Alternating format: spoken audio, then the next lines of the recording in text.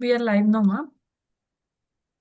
Good evening, esteemed faculty members and all the delegates. Thank you for joining. This is Sahiti on behalf of Shield Connect, welcoming you all for today's webinar. Amogs Emergency Obstetrics Committee with Bharuch, Bhavnaga, Dahod, Godhra, Nawsari, Modasa Societies of Gujarat. And today's episode is 48. So it's my privilege to introduce the convener of Archana Dwivedi, ma'am. Ma'am is the National Chairperson, IMS Website Committee 23 to 25, President of BOGS 21 to 22.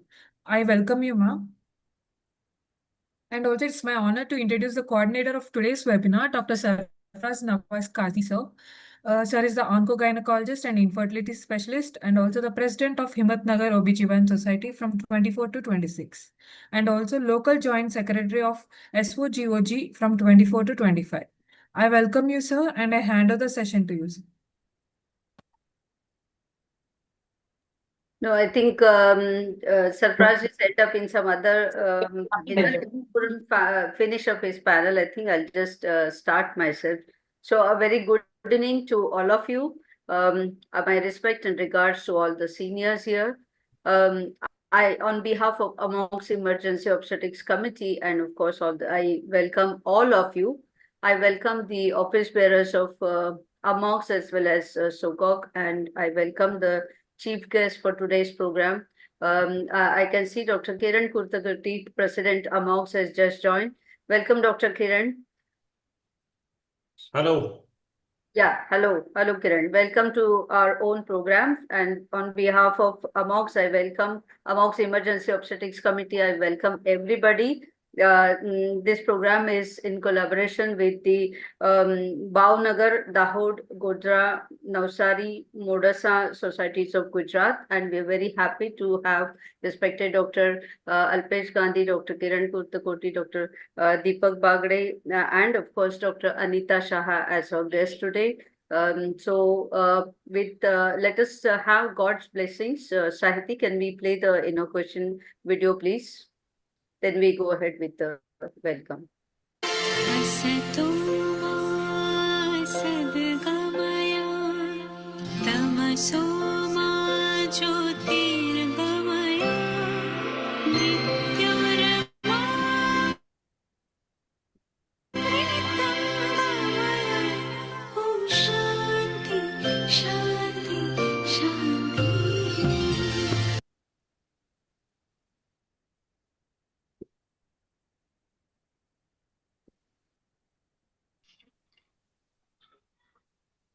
Hello. Yes. Hello. Sarfraz. Yes, Sarfraz. Yes, ma'am. Go ahead. No worries. Yes, ma'am. Sorry, I was in another webinar, so I was stuck there. First of all, good evening, everyone. All the legends of Foxy here at one platform, and thank you very much, Sneha ma'am, for choosing me to coordinate this webinar. Dr. Alpesh Gandhi sir, hello sir. Dr. Deepak Bagde sir is there. Dr. Piyush sir is there. Okay, Kiran is there. Dr. Kiran sir is there. Okay. So first of all, I would like to introduce Dr. Sneha ma'am. Then Sneha ma'am will introduce the chief guest.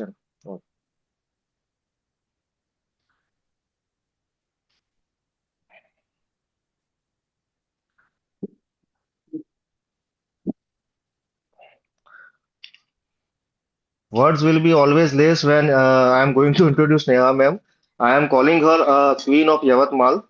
Lots of awards and accolades in her belt, and so many official posts she held, so many research, so many work done for the Foxy since many years.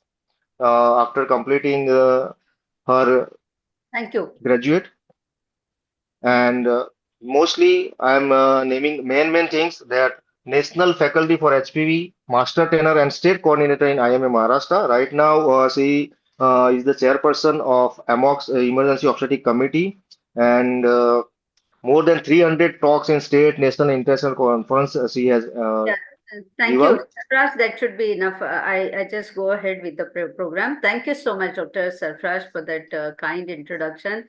And thank you for being the wonderful coordinator for this. I just take this opportunity to welcome all of you, especially the chief guest for today's program, Dr. Alpesh Gandhi. And of course, all of you know him, and Dr. Kiran Kurtakoti, our own Amogs president. Guest of honor, Dr. Deepak Bagde sir, and Dr. Anita Shah.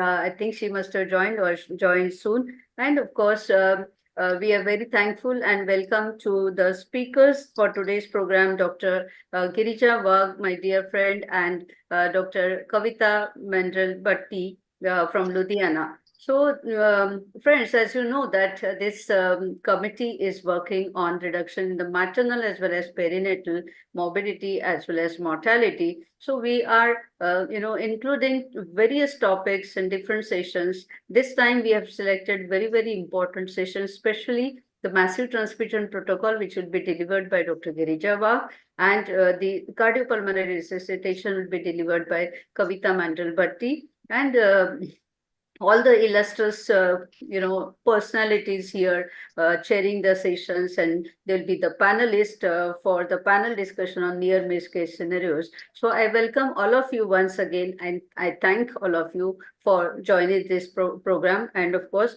waiting eagerly to listen to all of you. I take this opportunity to introduce Dr. Alpesh Gandhi, sir. Saiti, can we have Sir CV, please? All of you know sir as the past president of Foxy and also the current president of Justice India chapter. And sir has also, sir has a very highly decorated CV and a very illustrious personality. I would just introduce him as my mentor in Foxy and would like to listen to your precious words, sir. Over to you for your guidance. Alpesh, sir. Thank you, Dr. Sneha. A very good evening to all of you. I am thankful to Amogs, Emergency Obstetric Committee, Amogs, and all the societies of Gujarat who have joined today for giving me this honor. My very high regards to today's another chief guest, Dr. Kiran, very good, very dear friend of mine, Dr. Deepak Bagde sir, Dr. Anita Shah from Surat. So my high regards to all of you, and my high regards to our eminent faculties, Dr. Girija Wag, Dr. Kavita Mandal Madam, and Dr. Sneha Buyar, and two very dear friend as a convener or coordinator of this program, Dr. Archana and Dr. Sarfraz. I'm thankful to all of you for this kind introduction, and I'm so happy to have a good time with all of you. We all have done very good work activities together in the past. I'm so happy to see that Amogs and many societies of Gujarat are joining for these academic activities, particularly Bhavnaga, Bharuch, Dahod, Godhra, Nawsari, Modasa. It's good that we join for academic activities. We should try to learn and update ourselves from whenever we got an opportunity. It's always good to see Amogs and Sogoga doing activities together. I'm also happy to see that this is episode number 48, and this is something really very credit. I think I should give a credit to Emergency Obstetric Committee Chairperson Dr. Sneha. Continuous 48 episode. It's a very big achievement, I would say. But I am not surprised because I have seen her working with me since, I would say, since last 12 years, 13 years. And when I was President Foxy, she was committee chairperson. She was working very hard. So it is not surprising for me. It was Dr. Sneha expected from you that you can do this and you will do this. Okay. Today's topic are very interesting, particularly very close to my heart. I have delivered so many lectures and orations on blood transmission across India. and also on cardiopulmonary resuscitation. I have written a chapter on cardiopulmonary resuscitation in FIGO's textbook also. So FIGO has also appreciated this cardiopulmonary chapter, which I have written in many books. So I'm so happy that all three topics, blood transmission, cardiopulmonary resuscitation, and near miss cases are very close to me. And today we are going to address these three very important topics. And we have very eminent faculties. I am sure our delegates are going to be benefited a lot from these three eminent faculties. Again, I would like to congratulate presidents, secretaries of all the societies who have joined today. And my best wishes to Dr. Sneha and all the contestants who are going to contest for this incoming election. Dr. Sarfaraz is also there. So my best wishes to all of you, and you all deserve. You all have done very good work, and we wish all of you to work for Foxy in coming years. Once again, my best wishes for the success of this webinar. Thank you very much for giving me this opportunity and honor. Thank you. Thank you so much, sir. Thank you Thank you very much, sir. Thank you. Thank you for your blessings too. Always need your blessings. Yes, with this now, we go Always ahead there. with, sir. Thank you, sir. Thank you so much. We go ahead with the words of wisdom for our own president Amogs, Dr. Kiran Kurtikoti. And I would be skipping the introduction. Yes, of course. I would just say a very generous personality, giving free hand to work, and of course, a very dear friend since more than 25 years. Thank you. Thank you, Dr. Sneha. At the outset, regards to Dr. Alpesh Bhai. I mean, we will always, entire Foxy will always remember Alpesh Bhai's tenure, because he's the one person who introduced Foxy and entire Foxians to the concept of the high HDUs. That is, so the obstetric ICUs concept was by Alpesh Bhai, and we still remember the critical care conference, which he held all over India, along with one of my own members, Dr. Girisha Wagh, who had excellently arranged it in the city of Pune. So thank you, Alpesh Bhai, for that.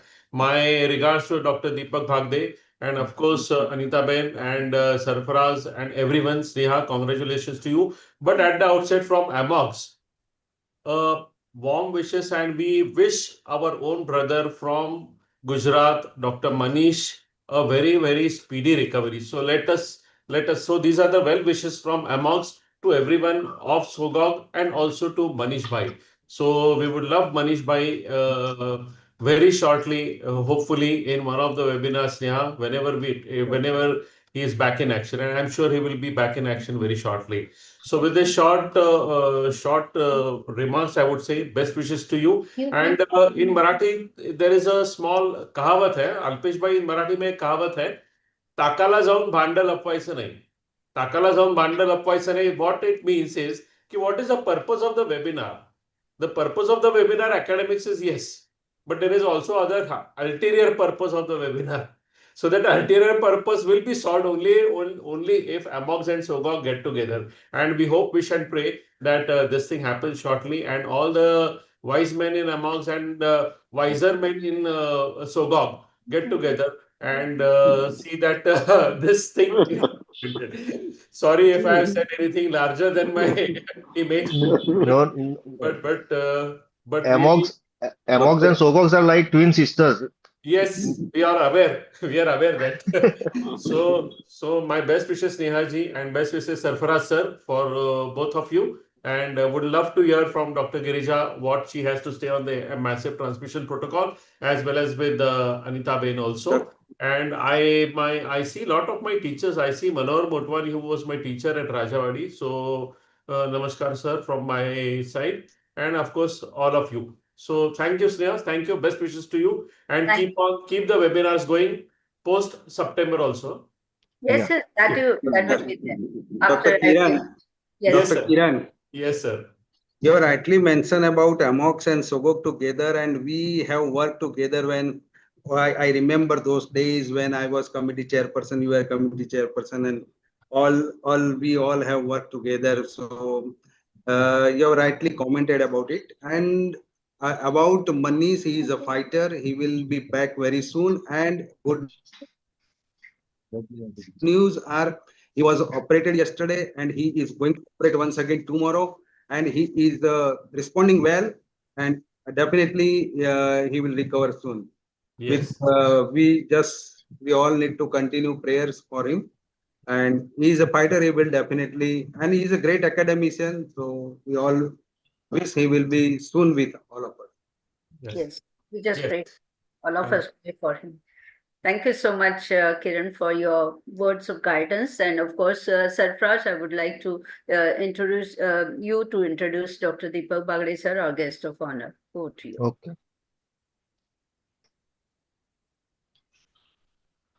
Everybody knows in Foxy, he is the pioneer of the Foxy Friends group, Dr. Deepak Bagde sir, past president of Sogok, uh, and gold medalist from Ahmedabad in 1981.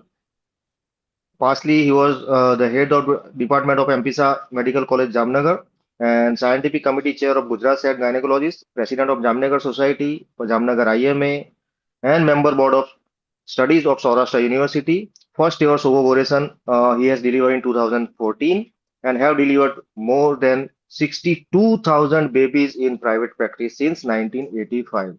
That's commendable achievement, sir. Welcome you to this Amogs webinar series. Need your word of wisdom and blessing, sir.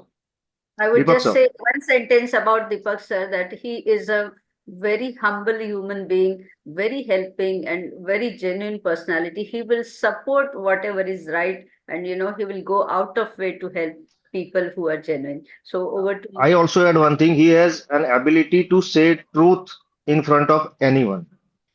That is the great quality of him.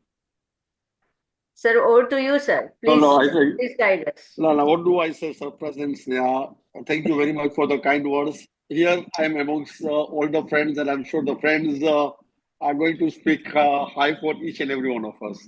But seeing Sneha, you working so hard and knowing you since almost last, not more than 10 years, but at least 10 years, I know you well.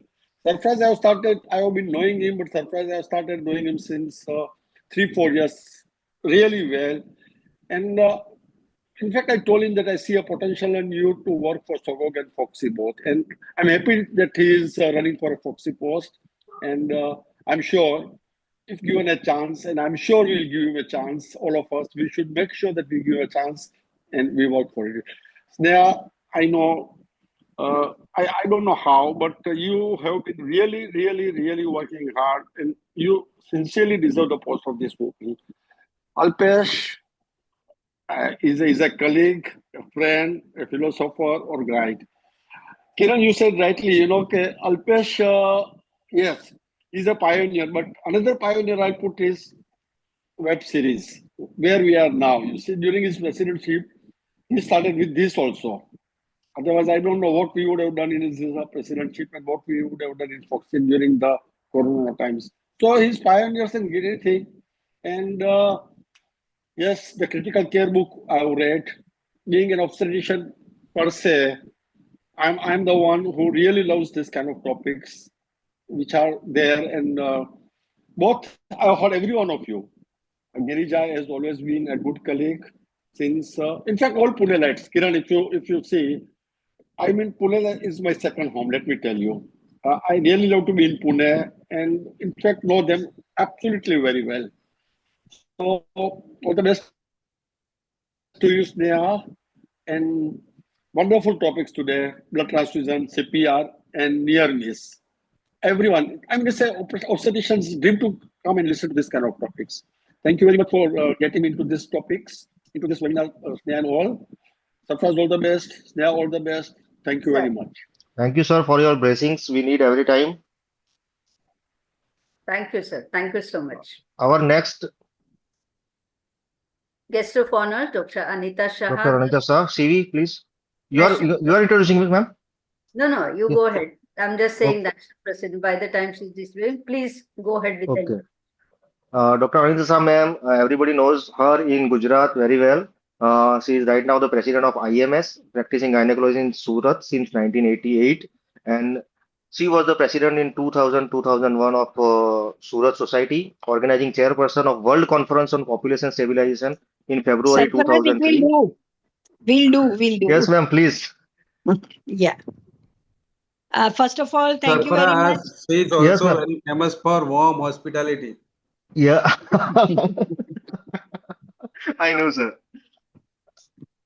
Yeah. Ma'am, please, your blessings. Right. Thank you very much, dear Dr. Sneha, for inviting me over here with this very unique webinar of Amogs plus SOGS. So we just love to be united with many societies, and Gujarat is famous for that. We are always very rightly told by that Amogs and Gujarat societies are just like queen sisters. And Sneha, I have also seen you working very hard. So I am sure that you are going to do more and more hard work. And I am sure that all the best wishes to you for your post for vice president also. And today's webinar's topics are also unique. I'm sure that all the audience, all the participants will definitely get the good carry home messages. My sincere regards to all the seniors, Alpesh Bhai, Dr. Bagde sir, Dr. Kiran Bhai, and Sarfraz, and all other lovely friends from Amogs as well as all Gujarat societies. Thank you. I won't waste much time. Thank you so much, madam. Thank you for best wishes. I mean, I just hope that, with your blessings, all of your blessings, it gets converted into votes, and this time I win definitely. All of you know that, yeah, as a breast committee chairperson, also when Alpesh sir started with the virtual programs, our committee has done maximum programs, more than I think around 200 plus. So as medical disorders committee chairperson of Amogs, we have completed 100 virtual programs, and now for this committee this is the 48th program. So I'm very happy that, even then, physically every weekend people are inviting us, and we are delivering academics whatever is possible. And thank you so much, all of you, for your all love and affection. Thank you so much for your blessings, and with the God's blessings and the respected seniors' blessings, we would go ahead with the academic session. Once again, I thank all of you for gracing the program and guiding us. I thank all the society president secretaries of Gujarat, and let us go ahead with the academic session. Over to you, Dr. Sarfraz. Thank you, Uh, sir. our first session is on massive transfusion protocol by none other than the past Vice President, Foxy, Dr. Girija Wagh, ma'am. Dr. Chintan is, I think, not joined. Dr. Narendra sir is joined. Dr. Chintan, sir, I cannot see him. Okay. Dr. Narendra Gadjar sir already joined. So in the inauguration itself, I have welcomed my dear friend, Dr. Girija Wagh. All of you know her as a very, very academic, and I would say a strict administrator. So apart from all this introduction, I would just like to add that she's a very thorough academician. Over to you, Narendra Gadjar sir. Narendra Gadjar sir, please unmute yourself. Narendra sir, I will take him as a conclusion remark, ma'am. Okay. I think Narendra sir. I can see him actually, but then Yeah. Hello, I also. hello, Hello, sir. hello. Hi, am I Hello, sir. audible? Yes, Am sir. I Yes, sir. audible? Very well, sir. Okay, so it's a proud pleasure for me to introduce Dr. Girija Wagh. I have heard once on PPH also in the training program, that is Foxy 8 triple plus HRP training, madam. You are a past Vice President Foxy, Professor, Department of Obstetrics and Gynec. It's okay, sir. Kanpur. It is okay. It's okay, Dr. Yeah, Giri. but it is my duty to introduce you so the audience will know that in which sector you are working. I know I have seen you working in a very high risk setup, especially eclampsia and PPH. Thank you, sir. Thank you so much. Okay, madam. Thank you. So it's indeed a great privilege and a pleasure, and I really want to thank Sneha for giving this opportunity of connecting to all my icons and role models here. My first respects to Alpesh Bhai. He's always been a guide, force, and an inspirator for us. Always we are inspired by him. Dr. Kiran Kurtakoti, who is a very dear friend in here in Amogs. And of course, Deepak Bhai and Anita Shah madam, who are for me like family. And Sarfaraj, it's nice to see you doing the comparing so wonderfully. And without spending more time, and thank you, Dr. Narendra Gajjar Bhai, for appreciating whatever I have been doing. And this is what makes me go ahead. And today, the task that has been given me for the next few minutes is massive transfusion protocol in OBGYN. And that is what I'm going to deal with. Now, why is MTP critical in obstetrics? We all know that obstetric hemorrhage is a leading cause of maternal morbidity and mortality, and there can be rapid and unpredictable progression of bleeding, which can lead to hypovolemic shock, DIC, and organ failure. And DIC happens very commonly in pregnancy because there's one thing which is more common, and that is tissue factor. Tissue factor is the initiator and pregnancy from the time that the woman becomes pregnant till the placenta comes out of her body, and then for a few days even after that is at risk of having DIC because of this overload of tissue factor in a body. And a structured MTP ensures timely administration of blood components, prevents coagulopathy, and improves survival rates. And I must share with you that the first introduction to me for MTP and transfusion protocol guidelines were done by Alpesh Gandhi, and I'm extremely indebted to him for making this something for me for later on in life became the mainstream pursuance that I could in my profession. So when we look at high-risk pregnancy and hemorrhage management, typically we know placenta previa, abruption, uterine rupture, HELP syndrome. They would demand a proactive preparedness for massive blood loss, and therefore early recognition and activation of MTP in obstetric emergencies would significantly reduce maternal mortality and morbidity. So if you look at MTP, typically you'll realize that it is more of a quality measure, more of a checklisting, more of ensuring birth preparedness, and more of ensuring that complications are taken care of much early. And the statistics, what they are saying is that timely intervention with MTP can reduce hemorrhage-related death by up to 30%, and that is extremely significant and important. So hemostatic resuscitation in massive obstetric hemorrhage is something which we have to understand as a key approach, and it is achieving local surgical hemostasis, mitigating coagulopathy, preventing hypothermia and acidosis, and ensuring timely replacement of coagulation factors, especially fibrinogen. And it is critical because if there is severe blood loss, it will reduce uterine perfusion, and tissue hypoperfusion would trigger endothelial cell activation, increase thromomodulin production. It would activate protein C, fibrinogen degradation would happen, and this would result in impaired uterine contractions, worsening the hemorrhage. And therefore, understanding a little basics of this coagulopathy and uterine dysfunction is important because the coagulation cascade and MOH typically after the endothelial activation, thrombomodulin formation, fibrinogen degradation, loss of fibrinogen would reduce the uterine contractility, give rise to atonic PPH and traumatic PPH. And with massive obstetric hemorrhage, there can be worsening hypoperfusion, increased risk of DIC, ongoing hemorrhage, and rapid clinical deterioration. Early intervention with MTP, therefore, is crucial. So today we are going to understand the criteria for massive transfusion, early recognition triggers and activation steps, balanced transfusion strategies, MTP-related complications, and certain real-world obstetric cases. So when we define a massive transfusion protocol, we have to understand what are the criteria.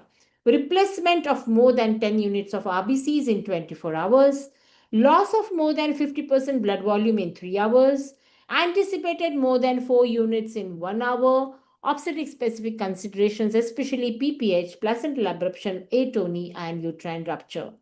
There are other definitions as well when there is administration of more than 4 units of red cell concentrates within 1 hour or over 10 units within 24 hours with massive blood loss defined as exceeding 150 ml per hour or 1 blood volume within 24 hours. So activation of MTP, when to activate, and there are certain clinical triggers like hemodynamic instability, ongoing bleeding despite uterotonics, and shock index of more than 1. And this will help in identifying. It's always better and smarter and strategic to early communicate to the blood bank. So why do we activate an MTP? And how do you implement this MTP in obstetric care? One, why is answered as restoring blood volume and oxygen delivery, preventing DIC and coagulopathy, ensuring balanced transfusions of all the components such as RBC, FFP, platelets. Whole blood transfusions are nowadays absolutely not necessary and not used, and it will also help in improving the uterine contractility.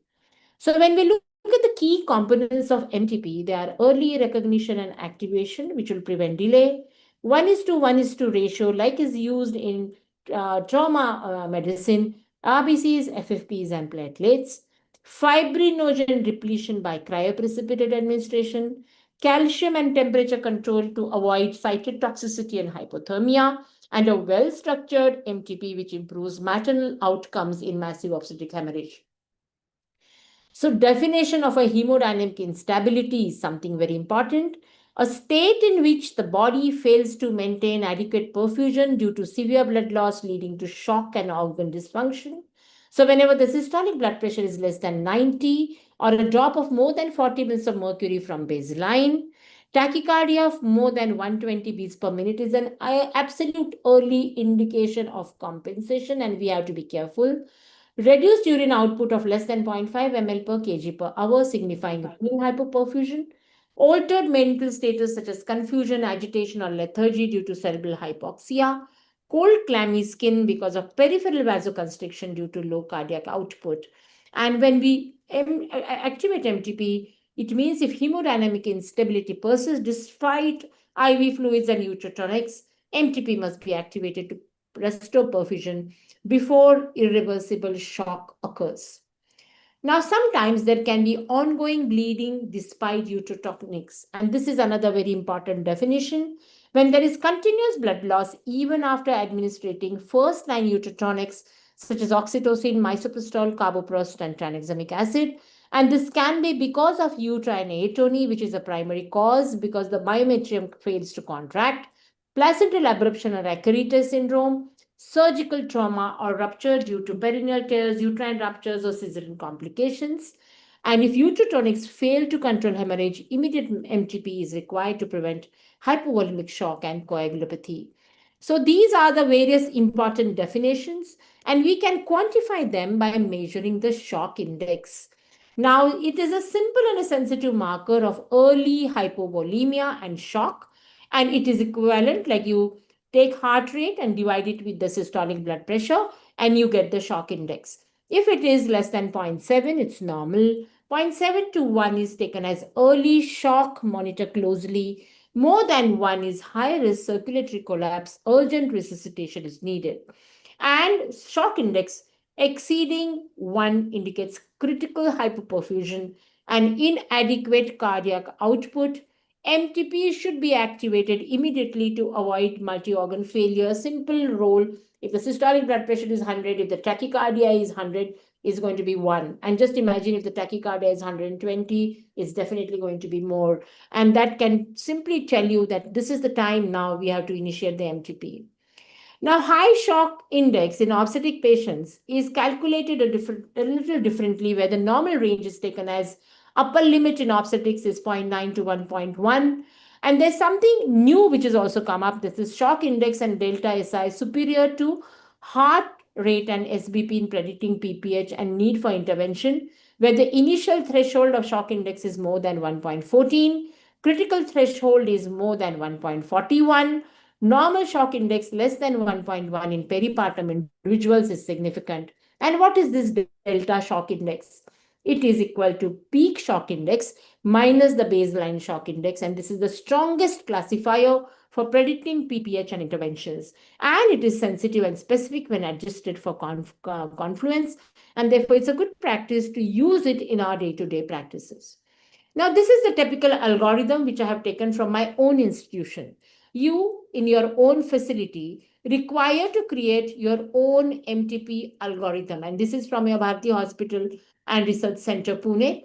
And what we do is the MTP is activated by the initiator is a lecturer, faculty, or a fellow, and it assesses the need and calls the blood bank in charge, identifies the runner for sample transport and reporter for lab results, and ensures continuous follow-up. Then the sample is collected and the transport runner, when it's identified, they'll draw 2 samples, plain and EDTA tubes and 3 ml each, label with the patient name, PRN, and IPD, fill the requisition forms and deliver to the blood bank, await the blood product delivery for 35 to 45 minutes. And then the blood bank role is to expedite grouping and cross-matching for 4 PCVs, FFPs, and RDPs each, thaw the 4 FFPs and prepare additional backup units, and deliver the blood products to the runner within 45 minutes. Lab result coordinator, meanwhile, collects and delivers lab samples of hemogram, DIC profile, electrolytes, RFTs, and LFTs, and retrieves the lab reports and informs the initiator. And then transfusion and ongoing bleeding management if bleeding persists. So you have to transfuse these components with cryoprecipitate, repeat the lab parameters and inform the blood bank, draw fresh blood sample for grouping and cross-matching, and continue transfusion until the bleeding is controlled. Now, MTP deactivation criteria are also important when there is no evidence of ongoing bleeding, normalization of lab parameters, call blood bank to deactivate MTP officially. And obstetricians, ICU, and anesthesia team role is rapid blood transfusion to be given with blood warmers, monitor the hemogram, DIC profile, ABG electrolytes, achieve source control for hemorrhage, and reorder blood components if needed, necessary, SDPs, and cryoprecipitate. So this is how we have created, where we have the names also put in and the phone numbers also put in, and that's how we activate our MTP. Now, Foxy also has some practice recommendation where based on, and this is taken directly from the Foxy GCPR, which has been taken from the FIGO guidelines, which recommends, again, as I said, 1:1 ratio with typical rounds comprising 6 units of PRBCs, FFPs, and platelets, or 1 platelet apheresis and 10 units of cryoprecipitate. And these are the rounds as have been specified here, round 1, 2, 3. Then you can consider giving a recombinant activated factor 7A 40 micrograms per kg and recombinant activator. So meanwhile, you're, however, continuing to give the blood transfusions. Now let's look at a case example as I'd mentioned.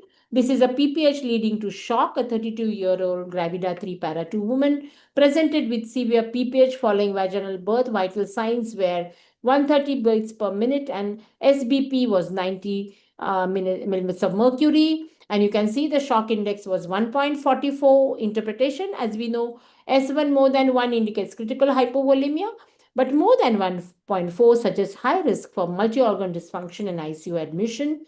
So we were immediately activated the MTP, rapid fluid resuscitation with crystalloids and blood products ensured, balanced transfusions were given, correction of coagulopathy with fibrinogen, tranexamic acid, calcium replacement, continuous monitoring of shock index and hemodynamic parameters was done. Now, this is how you would activate this. Now, let's look at a gynecological condition where we had a 28-year-old referred from a private hospital showing a hemorrhagic cyst. She had severe pain and she came to us for tertiary care management. And if you go back in her history, you will find, and this was a sonography report which showed those hemorrhagic cysts which were bleeding. There was gross hemorrhagic ascites on the MR, multiple hemorrhagic cysts in the left uterine adnexa, mostly arising from the left side. And there are minimal effusions on either side. Now, this was a very large cystic lesion which we saw, and she was bleeding inside. And we were concerned, what is this really? So this woman actually had Glanzmann's thromboasthenemia, which is we know as an autosomal recessive X-linked disorder, where there was defect in platelet aggregation. And we all know that the incidence is very rare, but we have dealt with nearly 3 to 4 cases in our institution of late. And there is excessive bleeding from the minor injury status, right? In the context of this particular patient, she had excess bleeding site of abrasion at the ovulation, where every time she used to ovulate, and she had puberty menorrhagia, for which she was told to take combined oral contraceptive pills, but she decided to stop them, and then this was what was the result. And therefore, withholding COCs caused her problems. And this is where she presented to us. And then we saw that she had, and to mount it all, her blood group was BRH negative. And then you can see that she had anemia, then she had deranged coagulation profiles. And we all know that the von Willebrand's and Risotison factors were positive, and that proved that she had Glanzmann's. And she was quite bad when she presented to us. So we did her resuscitation, did a diagnosis, MTP was asked for, and hematological care, then 6 cryo, 6 RBTs prior to surgery, 1 STP during surgery, PCV transfusion to keep hemoglobin more than 8 milligrams post surgery in case of bleed, 1 SDP to be given was the plan. And this was the laparoscopy which we did, filmy adhesions. As you can see, hemorrhagic peritoneal fluid was drained, and there was this massive mass, 7 to 8 centimeters, which was ruptured during surgery, and we absolutely just aspirated and cleaned her peritoneum. A similar thing was seen on the right side. Drain was kept. Her MTP continued till her stabilization. We had to do her left pleural tapping for 450 ml of hemorrhagic fluid, which was obtained. And then this was how she presented. And later on, now recently, we also know that she has got married. She's decided not to have children, continues to take COCs, and is doing well. So components of MTP are balanced blood product administration, fibrinogen supplementation, calcium replacement, and as well as tranexamic acid. We have to do laboratory monitorings periodically. And if you have an access, it's always better to use TEG, and if available, because that's known to improvise your understanding of DIC and management better. And you have to keep vigilance on acidosis. Avoiding complications is important because there can be hypothermia, acidosis, coagulopathy, and hypocalcemia, which has to be replaced. And post-MTP management is important, especially stopping the MTP criteria whenever there is bleeding control, hemodynamic stability, laboratory normalization, and there is no further need for blood products. Final steps before MTP deactivation are communication to all the teams, monitor for delayed transfusion-related complications, and ongoing supportive care and ICU monitoring. And why this is important? Because hemodynamic and cardiovascular monitoring may be essential, SCU care may be essential, continuous BP and HR monitoring, shock index, central venous pressure monitoring, or a central line monitoring. And one has to also monitor these patients for TACO, which is called as post-transfusion circulatory overload. There can be respiratory and multi-system supports necessary, like SpO2 has to be maintained more than 95% with oxygen therapy. You may have to give her mechanical ventilation support because of TRALI, which is an acute lung injury because of transfusion. Fluid balancing is important to avoid pulmonary edema, and renal function assessment by monitoring the urine output to be always more than 0.5 ml per kg per hour. Preventing and managing metabolic derangements is important, such as hypocalcemia, acidosis, hyperkalemia, and hypothermia prevention. So these all have to be looked into as an adventitious management. And at the end, I would like to summarize with key takeaways that early activation of MTP saves life, balanced transfusion prevents coagulopathy, tranexamic acid and fibrinogen are essential in PPH, and multidisciplinary approach is a key. While the gift of life through blood transfusion is invaluable, it must be administered with the utmost care and precision. And in obstetric care, where every drop counts, let us strive to balance the benefits with the caution it demands, ensuring the safety and well-being of both the mother and the child. I also take this opportunity to express to all my attendees here for thanking them to giving me this audience and attendance, and I hope I have been able to give the correct key messages. But I also make an appeal to you to please vote for my dear friend Sneha Buyar, who is a genuine Foxian, has always been participating in every action of Foxy towards the betterment of our Foxy, and therefore we all should give her full support through our especially West Zone.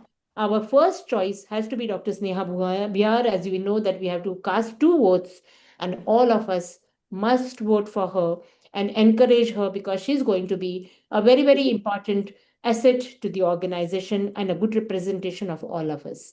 Thank you so much for giving me this opportunity. Thank you very much, ma'am. It was a nice presentation. Dr. Chintan has joined, Yeah, yeah. our another chairperson. Yeah, that is what. Yes. Thank you so much, Dr. Girija, and of course, Dr. Chintan, welcome. We're eager to have your comments. Please go ahead. Thank you, ma'am. I'm sorry I actually joined late, but I could get a lot of useful glimpses from Dr. Girja ma'am's lecture. And I think this is high risk obstetrics is one of the very important aspect of our branch. Since even if suppose if we select that, we don't want to take high risk cases, but it's not in our hand because any normal pregnancy, normal delivery, normal cesarean can undergo can convert into a high risk case, and we may need this life-saving measures at any time. So it was very concise and to the point and practically applicable tips regarding this very important aspect of obstetrics. Thank you very much, ma'am. I think we got a lot from this. And I suppose that this sort of presentations, particularly pertaining to the this high risk cases and the obstetric hemorrhage related issues, should be discussed very often. Thank you, ma'am. Thank you, ma'am. Thank you so much, Dr. Girija. That was wonderful as always. And I'm sure people have been benefited because that is the very essence of this, virtual programs. That because, in emergency obstetrics, it's not the SDU or ICU availability, but it's every member of the, obstetrics unit should be well versed with the emergency situations. And as you have, very rightly guided all of them, I'm sure people are confident that, in such situation, how to initiate the massive transmission protocol, when to initiate, and what all components in what proportion should be given. I'm sure people have been benefited a lot. And thanks to you, Girija, for being there in spite of your busy schedule. Thank you so much once again for specially making appeal for me as, Vice President Foxy. Wish you all the best always, Neha. Thank you, my dear. Thank you so much. Thank you. Ma'am, there was one suggestion that each one of us who is actively practicing obstetrics should actually conduct a mock drill at some intervals in OT, Yes. so that during the stressful conditions, whatever knowledge we have, but how we are prepared to act, particularly we, our team, our staff, our IMRCs and our anesthetists, that is most important aspect. They should behave like a team. Then only probably we can save the patient, and it would be a lot advantageous to all of us. Dr. Chintan, I would suggest that it's always better to have this readily displayable charts.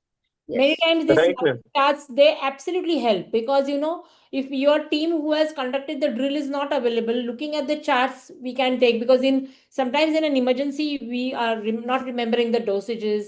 We really don't know what to go, where to go. So we should have these charts, and even reading those charts regularly can help us to ensure that whenever we are in an emergency or whenever you're getting a new staff on board, just ask them to go through those so that whenever we have such an emergency, they know what to do and when to do. That also Absolutely, ma'am. Absolutely. Absolutely, ma'am. And particularly, the coordination is very important. Sometimes there are too many commanders, and then the staff who is going to obey that commands get confused. So the coordination would help probably that in that conditions, who particularly would be the in charge and carry Yeah, on that the is what, the I was commanding. about to suggest that, you have to identify who will do what, even right from Correct. communication, getting the blood and blood products and, monitoring and calling everybody for help. All this, everybody has to identify their own task so that they don't get confused. And that's a very reason periodic mock drills are very essential. And as you know that, periodic reassessment and re-evaluation of the staff, as you do it for, the Manyata inspection, as well as, nowadays we are doing that high-risk pregnancy assessment. So HRP centers also. So, Dr. Chintan, both Sneha and I had a senior obstetrician as our honorary professor in Sassoon, who was Dr. Lala Telang. And in his hospital, you would have like if their lights have gone, he will have written it in Marathi. There it was pasted on the wall. So you please take this stool, bring it to the wall, stand up, take this pole, and then pull the button. I say small instructions everywhere in his OT. When the patient has come and if she is breathless, what to do? Everything he had written in his small little wonderful hospital he had. And that is how, checklisting and all has started long time back. Now we are giving it names and practicing it with lot of research. And therefore, now when we have so many gadgetries, we should be doing it much better, I feel. Yes. What do you Madam, say? It's absolutely, ma'am. Absolutely. Madam, Thank you, my dear. hello. Narendra sir, please. Sir. Yes, I please go would ahead. like to ask one thing. That is, many times it happens that you are joining in the middle of the surgery, patient is critical, sometimes even pulse BP not palpable, you are doing hysterectomy, and after that she goes into the DIC. So I would like to take a drain, and then there's some bleeding inside. Maybe you have closed with the 0 BP and then blood pressure is elevated, and then you have to re-explore. Now, give me your experience, share me your experience that when you are re-exploring, with what parameters you are going to open. Basically, as I mentioned in my talk, hemodynamic instability, if you are sure and you've done checklisting that you have given enough transfusions, everything has happened, still she's bleeding inside, and imaging. Your imaging helps us in diagnosing this condition because I'll tell you what you're trying to tell me. Similarly, we had a vulval hematoma which was explored by a gynecologist, an expert gynecologist in a private practice, not once but twice. Now, third time when she had this hematoma coming, she sent the patient to us.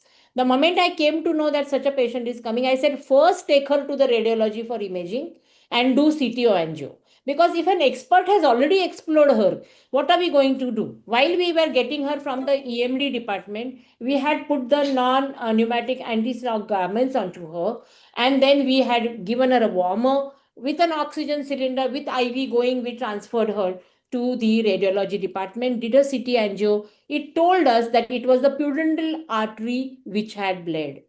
Simple. We just went on that side, ligated the internal iliac, her bleeding stopped, and there was a perineal thing. Otherwise, doing it again and trying. So we have to every time try to understand, because many times when patients come from outside, we also go in lot of judgment. I always feel that if an expert has done this, why it must have gone like that? So let's go and find out. So many times we have been able to successfully diagnose these conditions. Of course, I'm very grateful and blessed that I'm working in a place like Bharati Hospital, where we have interventional radiologists, we have round the clock imaging. So therefore, all these parameters we must look into. And while you are doing the primary surgery inside, that time proper resuscitation, this were small, our old time dogmas. Look at the patient's monitor. We have all those monitor, whether her BP has come for a proper tissue perfusion or not, whether everything is well in control or not, all those salient points are well in place or not, then only close the patient. Otherwise, by some time, let her be completely resuscitated, then only close, would be my suggestion. Especially in patients of pre-eclampsia, eclampsia, I've seen that like muscle ke niche, there are a lot of hematomas. There are angle bleeds which are misdiagnosed, and then after 6 hours, this patient gets re-exploded again. So primary surgery itself, we have to be a little careful while we are closing, and the checklist, like pre-op, intra-op, and post-op, all checklists have to be there in place. Okay, madam. Thank you. Thank you. Excellent take-home message for the audience. Checklist and mock drill. Thank you, Girija. Thank you so much. Thank you for sparing time for us. So our next talk is on cardiopulmonary resuscitation, and our chairperson, Dr. Piyush Vadalia and Dr. Jalpa Shah. Dr. Piyush Vadalia is right now president of Junagadh OBGYN Society, and Dr. Jalpa Shah is the senior gynecologist from the Modasa. Dr. Introduce our speaker. Dr. Jalpa? Hello. Yes. Hello. Yes. Good evening, everyone. Good evening. Good evening. First of all, congratulations, Amogs, for this wonderful webinar with excellent topics. And we are leading to our next session, which is about cardiopulmonary resuscitation. For the introduction of speaker, I welcome Dr. Kavita Bhati. She is well known Professor and HOD in OBGY Department, CMC Ludhiana. She is Vice President, Ludhiana Obstetric and Gynec Society. She is President of Ludhiana Menopause Society. She is board member in various national and international journals, and she is examiner for MD and DNB exams. She has various publications and various awards like Best Clinical Teacher Award, Woman Physician Award, and Manyata Champion Award. She is Deputy Hub Lead Global Surgery Research Collaboration, Best Editor Recognition, and she is wonderful teacher. So I welcome Dr. Kavita Bhati for this wonderful topic. So please go ahead. Thank you so much, Dr. Jalpa. And my apologies, I cannot on my video for some reason. When I put it on, it comes upside down. So please bear with me. No Am I worries. audible? Yes, yes, go ahead. So a very good evening to everyone who has joined today. And at the outset, I would like to thank Amogs and Gujarat societies for giving me this opportunity. And whenever it comes to Maharashtra, it is always very close to my heart because Pune is my birthplace. Gujarat, I have never visited, and I look forward to coming to Gujarat sometime. My very special thanks to Dr. Sneha ma'am for involving me in today's webinar. I have seen her hard work and efforts, which has always inspired me. My best wishes to her and my support for the forthcoming elections. I also want to extend my sincere respect and regards to all the seniors and teachers who are present, Dr. Alpesh sir, Dr. Deepak sir, Dr. Amita Shah madam, Dr. Kiran Kurkute sir, and all senior faculty who have joined the webinar today. So I'm going to talk about cardiopulmonary resuscitation with special mention of CPR in term pregnancy.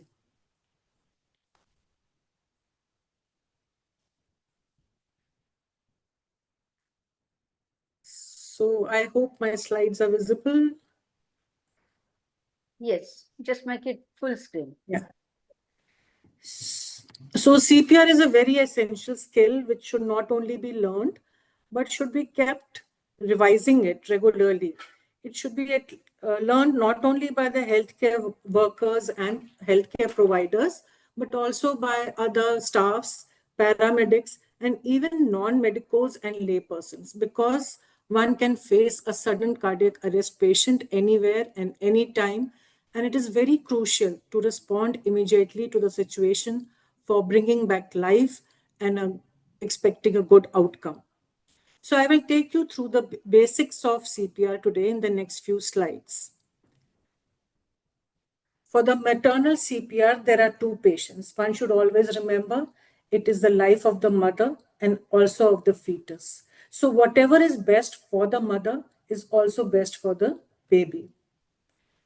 It has been observed that women receive CPR 30% less often than men, and even lesser in those who are pregnant. This is a chain of survival which has been brought forth by the American Heart Association. That is, you call for help, early CPR, early defibrillation, early response, and quality advanced care. The chain of survival may differ for in hospital cardiac arrest or out of hospital cardiac arrest. Though it remains the same, the sequence may be a little different. Now, one must know the physiological changes in pregnancy which can affect resuscitation. So it is more difficult to perform because of the gravid uterus. It may be less effective because of the increasing uterus size, which may compromise resuscitative efforts, and the air cable compression, which may compromise the venous return. This is because, again, of the growing fetus and the enlarging uterus, and therefore the cardiac output and uterine perfusion may be less. Stroke volume may be only 30% of that of a non-pregnant woman. Some of the physiological changes in the lung function can also affect CPR. There's a 20% decrease in functional residual capacity, 45% decrease in chest compliance, and 20% increased oxygen consumption. There's rapid decline in oxygen saturation following hypoventilation. And because of the increased secretions and weight gain of the lady during pregnancy, there can be more difficult airway intubation. There may be presence of mucosal edema and increased friability, which can again affect intubation. There's a greater risk of aspiration because of the relaxation of the esophageal sphincter, and this can lead to passive regurgitation of the stomach contents and can cause acid aspiration into the lungs. One must always remember that CPR should be started immediately and should be the same whether the patient is pregnant or not, because it has been observed that a delay of 1 minute may decrease survival chance by 10%. So what are the modifications in CPR in a pregnancy? CPR should be started immediately and should be the same.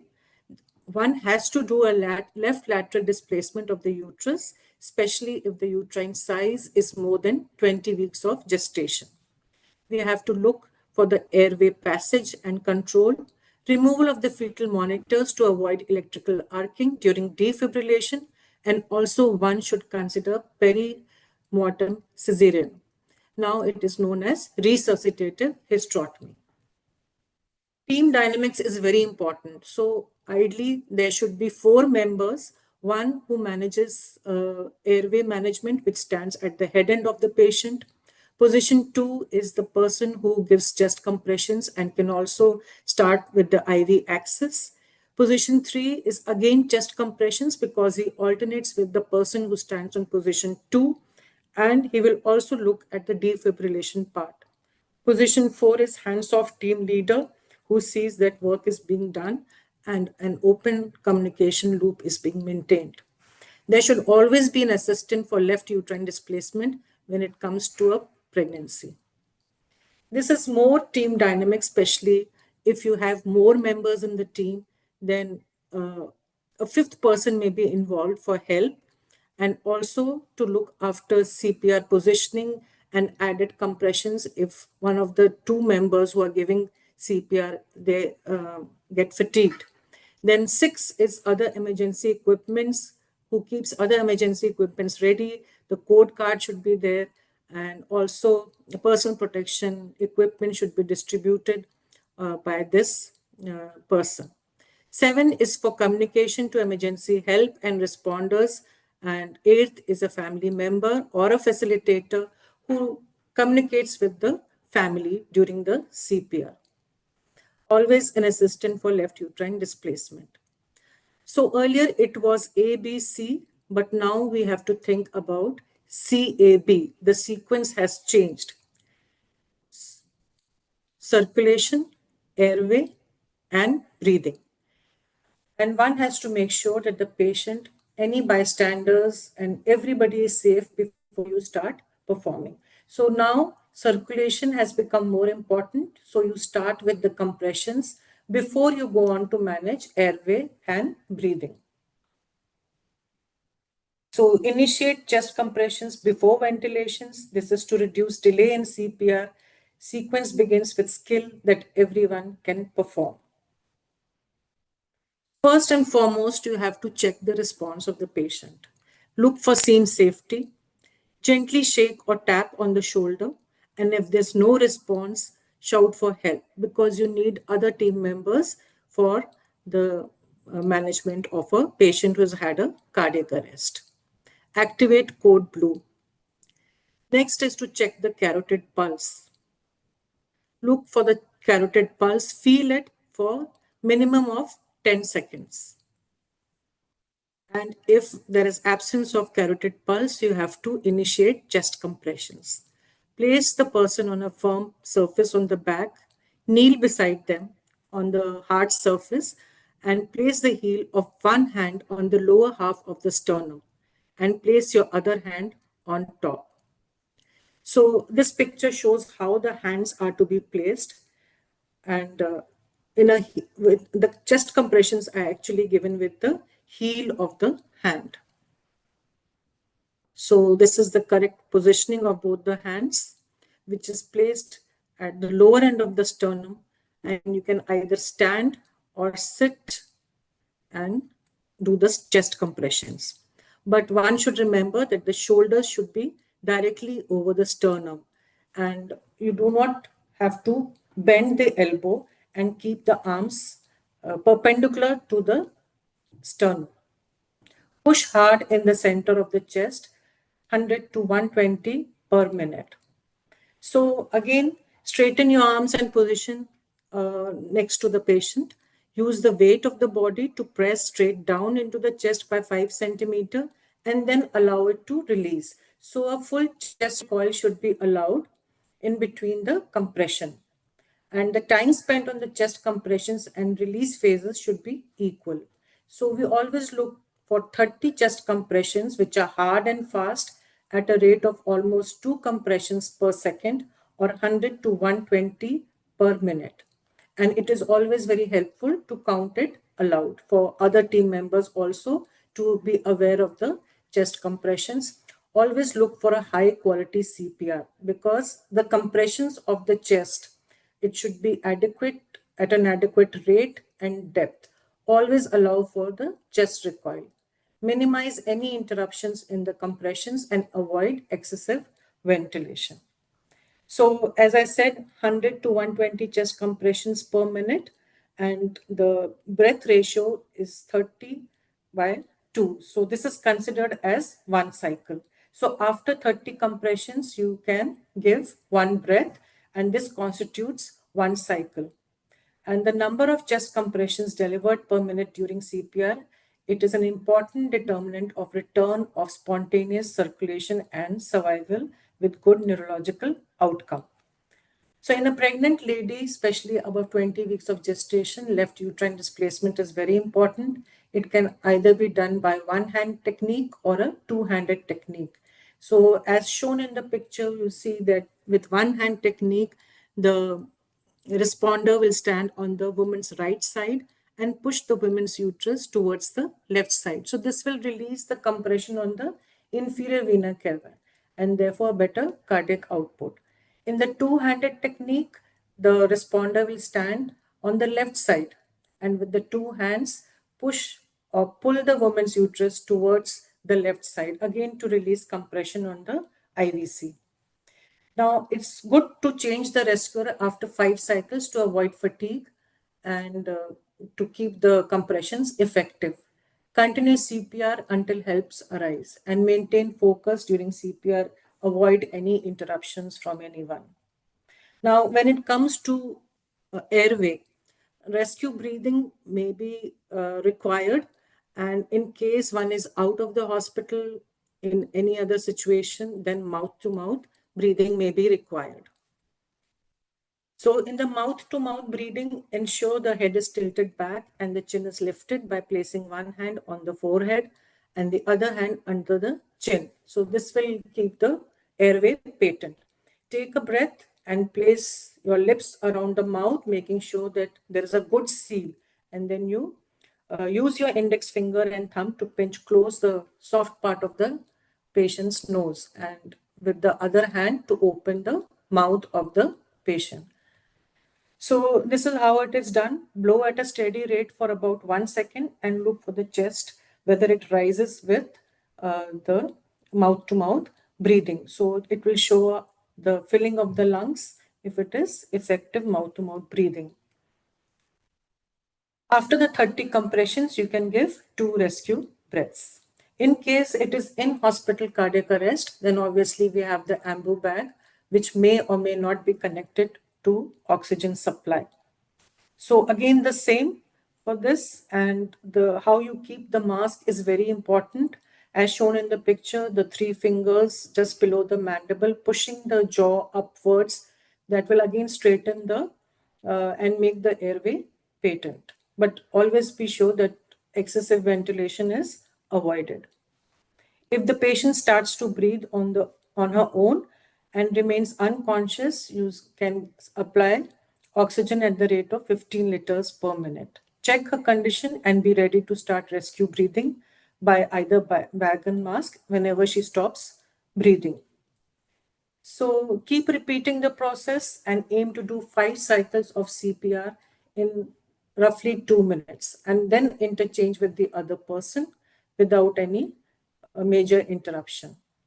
Now, it is very important to re-evaluate. Re-evaluate after every 5 cycles. Look for her pulse, whether she really needs CPR, whether she needs ventilation, or we have to give her advanced ventilation. But continue to give rescue breaths at a rate of 10 to 12 beats per minute, and each breath in 1 second, and also reassess the pulse every 2 minutes. Sometimes they may require intubated ventilation. So this is the most effective way of providing adequate ventilation, but has to be done by a trained member. So as soon as the advanced cardiac support team comes, they may go ahead with intubation for giving adequate ventilation. Many a times early intubation is mandatory. So for this, endotracheal tube should be at least 0.5 to 1 millimeter smaller in the internal diameter than that which is used for a non-pregnant woman, because the airway may be narrowed in pregnancy because of the edema. Avoid nasal intubation, and a laryngoscope with a shorter handle is useful. So once the patient is intubated, ventilation should continue at 10 breaths per minute, but does not need to be synchronized with the chest compressions. This is once the patient has a endotracheal tube in situ. And for patients with ongoing CPR, advanced airway in place, a simplified ventilation rate of 1 breath every 6 seconds, that is 10 breaths per minute, is recommended. So during pregnancy, there's increased oxygen requirements. Ensure optimal oxygen delivery by giving high flow 100% oxygen. The next procedure, which is very important, is the defibrillation part. So before you go ahead with the defibrillation, nowadays we have the automated external defibrillator. Make sure that all the fetal and the uterine monitors are removed before you give the shocks. This is important because every minute that a person is in cardiac arrest and does not receive a shock from a defibrillator, the chance of survival decreases by 7 to 10%. So there's a systemic protocol or steps which are need to be followed when you're providing defibrillation. So the pad which is kept on the right side is just below the clavicle, and the other pad just at the level of the costal region, lower costal region on the left side. And before you apply this, always make sure that you expose the patient completely from the top, and it should be applied to dry skin. Then allow the automated defibrillator to analyze the patient's heart rhythm, because every heart rhythm does not require defibrillation. Make sure no one touches the person once you're delivering the shock. And this AED will instruct when giving defibrillation, because it is an automated version of defibrillation. So the instructions are usually provided by the defibrillator. So again, when to give defibrillation is when there is ventricular or flutter, because this is the dying rhythm of the heart. And for this, defibrillation is the definitive treatment. And AED allows for early defibrillation by lesser trained person with this, because it is easy to use and it is automated. So the information which is provided is either by voice or visual display, and you can deliver the shock once it says that the shock is required. Now, the 2010 guidelines of AHA recommends establishment of AED programs in public locations. So you must have seen when we move around in airports and other places, we have these AED always fixed at certain points, so that any person who's aware of how to handle this defibrillation faces a situation where there's a patient of cardiac arrest, it can be given, and it is helpful in the survival of the patient who has had a cardiac arrest. So time from ventricular fibrillation to shock delivery should be under 3 minutes, and CPR should be performed while the defibrillator is being readied. So in between, one should not stop but continue with the CPR. Now the shockable rhythms, as I said, was ventricular fibrillation or pulseless ventricular tachycardia. And every 2 minutes, the rhythm should be assessed, and if necessary, a further shock to be delivered. One may also give epinephrine 1 milligram intravenously immediately before the third and every subsequent alternate shock, and approximately every 4 minutes. Amiodarone 300 milligram IV is given before the fourth shock. So these are some of the drugs which are essential. Non-shockable rhythms are those like pulseless electrical activity or asystole of the heart. So for this, adrenaline 1 milligram, again intravenously immediately can be given, or atropine 3 milligram IV once for a systole or a slow rate heart rate of less than 60 beats per minute. So this will help in minimizing the vagal tone. Now, resuscitative hysterectomy, cesarean delivery or hysterectomy is essential if the uterine size is more than 20 to 20 weeks, because CPR is not going to be effective. So this requires that we need to deliver the baby and reduce the uterine size within 3 to after the cardiac arrest. And this has to be done to save the mother, irrespective of the whether the fetus is alive or dead. So this has to be done while resuscitation is being done by other members of the team, and trolleys should be kept ready in places like ICU, HTU, and one should be trained to do how to do a resuscitative hysterectomy whenever required. So the team should activate the protocol for a peri-mortem cesarean section as soon as cardiac arrest is identified in a pregnant woman, especially when the uterus is above the umbilicus. Can we do a vaginal delivery during maternal cardiac arrest? It can be considered only if the cervix is dilated and the fetal head is at appropriately low station. So operative vaginal delivery only if there is full dilatation. But one should make sure that CPR is being adequately performed by the medical team while you are doing a cesarean delivery or resuscitative hysterectomy, or you are delivering the patient vaginally. So what are the principles of resuscitative hysterectomy? Rapid incision, rapid delivery, and rapid closure. And it has to be done at a place where the resuscitation is taking place. You do not have to shift the patient to operation theater, or the resuscitative hysterectomy should begin at 4 minutes to effect delivery and at 5 minutes. So after 4 minutes of the cardiac arrest, one needs to, if there is no spontaneous reversal of circulation, one has to proceed with resuscitative hysterectomy.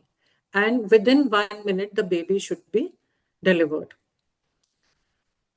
Fetal monitor should be removed or detached as soon as possible to facilitate resuscitative hysterectomy without delay. And no fetal assessment is required for this, because you have to deliver whether the baby is live or dead. Along with CPR, correct the reversible causes of cardiac arrest. So one should always remember the 4 H's: hypoxia, hypovolemia, hyperkalemia, and hypothermia, which needs to be treated. And the 4 T's: thromboembolism, toxicity, which may be because of the drugs, tension, pneumothorax, and cardiac tamponade. So all these to be treated along with cardiac resuscitation. These are some of the drugs which I've already mentioned: adrenaline, amiodarone, epinephrine whenever feasible due to an initial non-shockable rhythm, and sodium bicarbonate is given as a dose of 50 millimoles IV to patients when there is arrest associated with hyperkalemia, and also in severe acidosis when pH is less than 7.1. Calcium chloride may be needed in a dose of 10 ml, 10% IV in hyperkalemia, hypocalcemia, or if overdose of calcium channel blocking agents, or if the patient was already on magnesium sulfate. Inotropic drugs may be required in the form of dopamine, dobutamine, and noradrenaline. But whenever you are doing all this, one should not interrupt CPR to administer these medications.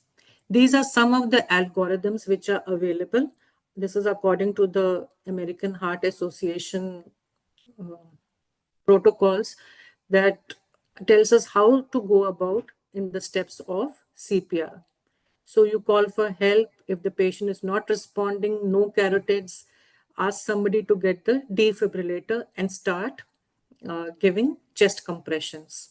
Look for breathing also, and begin the chest compressions at the rate of 30 and then giving 2 breaths in between. So once the defibrillator arrives, check the rhythm by placing the 2 pads as shown earlier.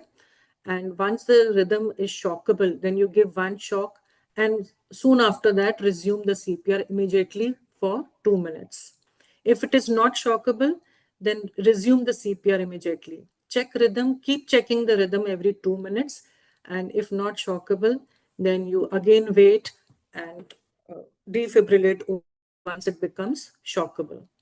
So this is the BLS algorithm again, which is given in the American Heart Association booklet and the website.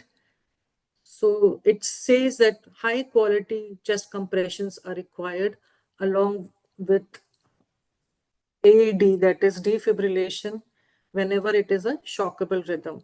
And you also look at the airway using the bag mask, 1 breath every 5 to 6 seconds, and keep checking the pulse every 2 minutes. This is the advanced cardiac life support algorithm.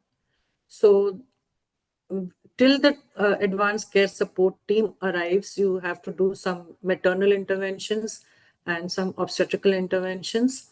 So this is available on the website and one can use that.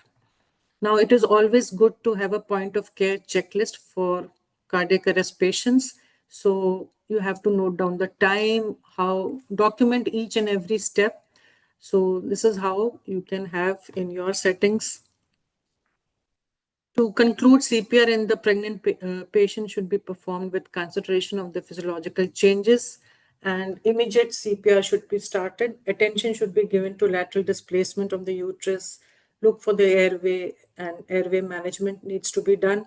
And immediate resuscitative hysterotomy that helps in providing not only the survival of the infant, especially when it is near term, but also facilitates maternal CPR and therefore is helpful for a good outcome of the mother. And as always previously mentioned, that CPR drill, mock drills are very essential. We should have this regularly in our labor wards, and some simulation drills can also be done regularly for our medical and paramedical staff. Everybody needs to be trained and has to be done at periodic intervals so that we don't forget the steps. Thank you so much.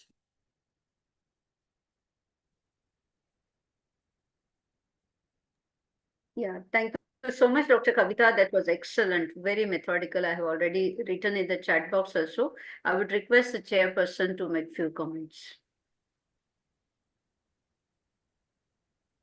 Do we, I think, Sarfraz? Dr. Jalpa is there, I think. Hello. Yes. Yeah. Hello, Kavita ma'am. Yes, please go ahead. Yes, Kavita ma'am, excellent lecture and excellent presentation about cardiopulmonary resuscitation in OBGY patients. I just want to know which are the common indications you want to mention in which we require this type of resuscitation. So you must have come across so many times postpartum collapse is there. It could be amniotic fluid embolism, or we have seen in our settings like uterine rupture. If they are not attended very immediately, then they go into a cardiac arrest. So CPR may be required in any pregnant lady, and it is like crucial to know this skill. Yes, I have seen one patient, ma'am, in which because of the position in laparoscopy surgery in obese patient, and when we give very exaggerated head-low position, in one patient, sudden cardiac arrest was there, and she was survived because of CPR. So we must know all the stepwise maneuver of this CPR and with associated with drugs to survive our patients. So excellent talk and very, I was very actually good. talking about CPR in pregnancy this time. So I did not Yes. mention there can be any anesthetic problem as well. And in Yes. your patient, you said because of the Trendelenburg position, and Yes. that patient had a cardiac arrest. So it can occur in any patient, whether it is obstetrical or gynecological. Yeah. So very great academic session, ma'am. And we admire your knowledge. And we are very thankful and very grateful to great teachers like you. So I mentioned that now we should go towards our next session. So Our Sneha, next our next section is a panel discussion. Thank you, Dr. Jalpa and Dr. Susan Thakkar, for sharing this session and compiling it very well. Excellent inputs from your side as well. Thank you so much. Thank you so much, Dr. Sneha and Dr. Jalpa. Thank you. Thank you, Dr. Kavita. Thank you. Ma'am, I just have one suggestion that, hello, Yes, yes. am I Please. Yes, audible? yes. Yeah. I think there should be, every obstetrician should be well versed with doing an endotracheal intubation. See, anyway, we have to learn the neonatal intubation, because every time we don't have pediatrician available to us when the delivery happens. So the adult intubation is rather easier than neonatal intubation. So the time, that intubation is required, endotracheal intubation, if we wait for our anesthetist, we usually are dependent on our anesthetist. And till the time he or she comes, it's very late. So I think this should be a part of curriculum of our post-graduation Yes, yes. syllabus. Definitely. Dr. Chintan very well suggested. In fact, I can just share with you that Girija and myself, we have learned together and same batch, but we had a, second year of the postgraduate curriculum, we had rotation to the allied subjects. So we had 2 to 3 months of posting, and we were fortunate enough to learn all these techniques in ICU when we had that ICU postings. So your suggestion is very good, and in fact, I think all the educational boards, medical boards should take it into. I think Kavita must be having the Yeah, ma'am, experience. it's a very valid point made. Actually, recently it has been incorporated into our PG curriculum. It has become mandatory for all the postgraduate residents to go through this AHA, American Heart Association training. So we Yes. get these experts from outside, Yeah. and they have to undergo this training. This is just for 3 days, but it really helps. We were privileged 35 years back to get trained on the neonatology posting, the surgical and the medical medicine, ICUs and the anesthesiology, all the four subjects. So I think that's a very good suggestion, and I'm happy that they are going to incorporate it. Even me and Dr. Sarfraz we have passed from DJ Medical College Ahmedabad, and we do also have the 3 years anesthesia posting, in which we Yes. happen to learn all this. But somehow, after coming to practice, if we don't, get accustomed to this. So what I do is, we do have a lot of laparoscopic surgeries and general anesthesia. So sometimes I request my anesthetist that in thin and lean patients, he allows me to insert the endotracheal tube, and that's how we get acquainted. Because unless you have done it routinely in emergency conditions, it's very difficult for you to do it. Sir मैंने ये AHA वाला भी किया है last year. So that 3-day certificate course by the American Heart Association in our We also institution. we also did in our Himmatnagar 1 day course by same AHA institute. We were almost 20 consultant who did this course by IMA. So Yeah. they are allowing, if you will invite them for the course, they are taking nominal charges for that. Yes. Yeah. So this Sarfraz, BLS and afterwards, just ACLS give me courses are this there. suggestion. I mean, we would like to conduct it at Bharuch also. Yeah, you must. So thank you once again. Thank you, everybody. Over to you, Sarfraz. Please go ahead. Now we are moving to our next session, that is a panel discussion on near missed cases. Our moderator is none other than Dr. Sneha Bhuyer ma'am. And I'm very much thankful to all the panelists, first of all. Ma'am, yeah. I'm very much thankful to all the panelists because I am watching their here since beginning of the webinar. Thank you very much all the panelists.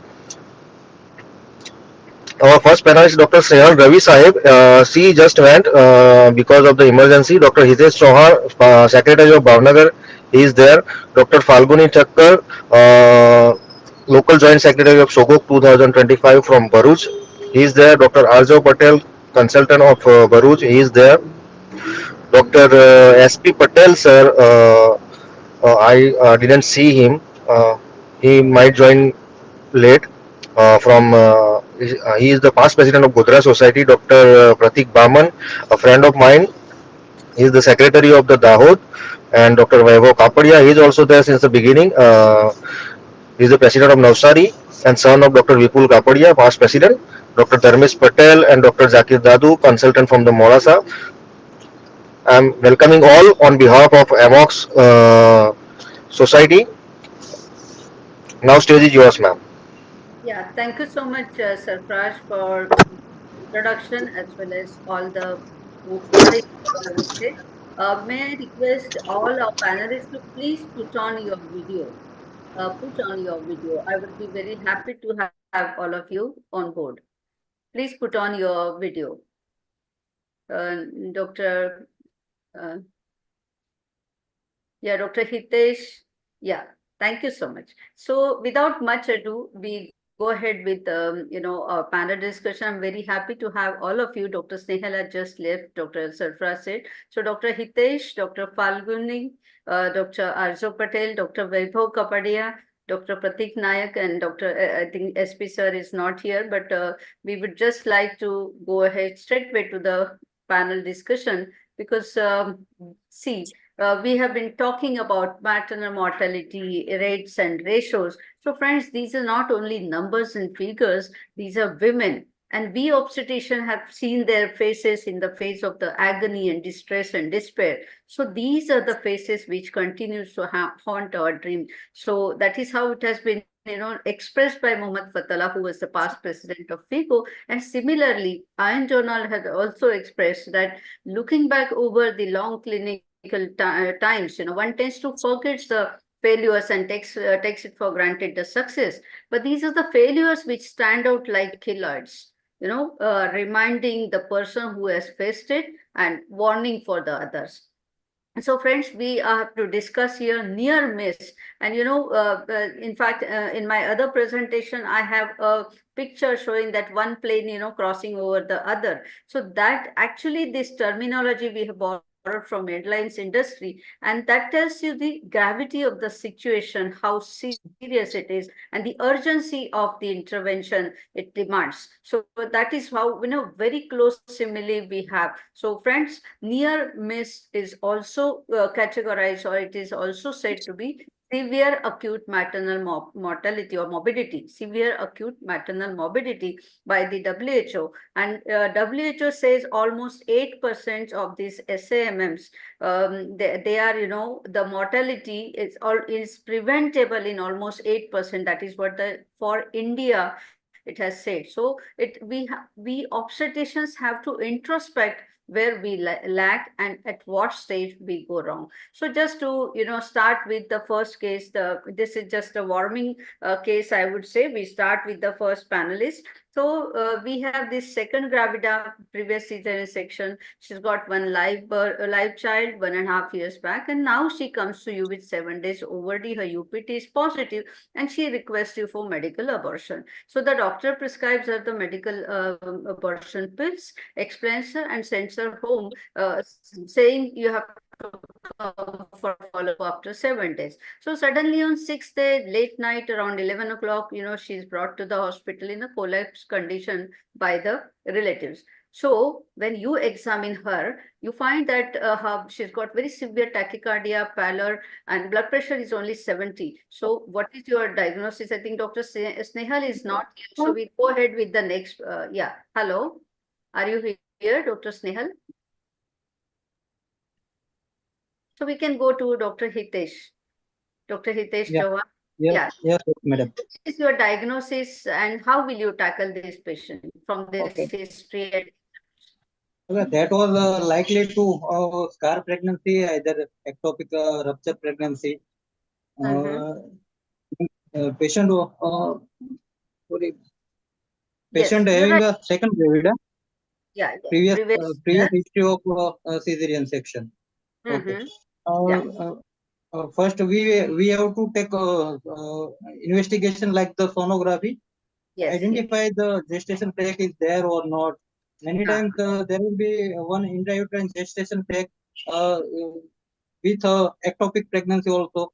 Twins pregnancy, one is outside the uterus and one is the inside the uterus. Okay. We would like to first manage the patient like the This patient hypovolemic. came to you late in night and bedside ultrasound when you did, you confirm the findings. Yes, there is adnexal mass and there is lots of hemoperitoneum. By bedside investigations you did, the hemoglobin was only 7 gram%. Now, how do you manage this patient? I will first I will take ABC, oxygen will be maintained. Then the blood products will be given. Then surgical management, if there will be a retained product, either scar pregnancy rupture, then we will go for the surgical management, immediate laparotomy rather than laparoscopy, because in laparoscopy many times I think there will be hypotension is there also. Many times there will be mismanagement was occur. So laparotomy, I think it would be best option for the Okay. Okay. So you mean to say it's a rupture, either it's a ruptured tubal ectopic or it's a scar. rupture pregnancy. Yeah. Okay. So the patient is in hypovolemia. So would you like to wait for blood and blood products to take her for operative procedure? No, I will go for a blood components product like Hemasil or health IV fluids given, and immediate laparotomy was done. Then okay, I would like to ask the other panelists, Dr. Dharmesh Patel, Dr. Yes, ma'am. Yes, ma'am. Yes, ma'am. Please go ahead. Basically, this patient is presented with the previous scar pregnancy. So might be possible there is a scar ectopic. Sometimes heterotopic, the sir already mentioned the heterotopic pregnancy it is also. And sometimes it's a simple incomplete abortion but with a profuse bleeding. So first of all, we have to maintain the But then in hemodynamics. the history We have to give that there is aggressive no fluid external, management. there is no external bleeding. Okay. Okay. So incomplete abortion is ruled out. It's only Okay. So we have to initially, first of all, control the hemodynamics. Hemodynamics, for that you have to do aggressive fluid management and blood components should be ready, and take a decision whether we should go. I'm so sorry. I want to interrupt you because we want to give some message. See, you are very correct that aggressive fluid resuscitation. So don't wait for blood and blood products. In fact, patient is in hypovolemia, so you put in 2 IV lines, wide bore intracats, a 16 or 18 number. You want to give 1 liter of fluid immediately within first 10-15 minutes. So whether it will be crystalloids or colloids, as Dr. Hitesh Chauhan, that he will give Hemaxil. So would you agree to him, or would you?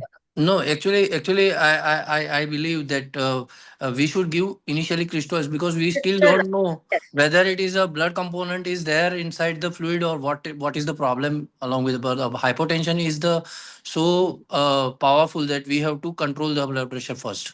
So aggressive fluid management is required before doing any blood component.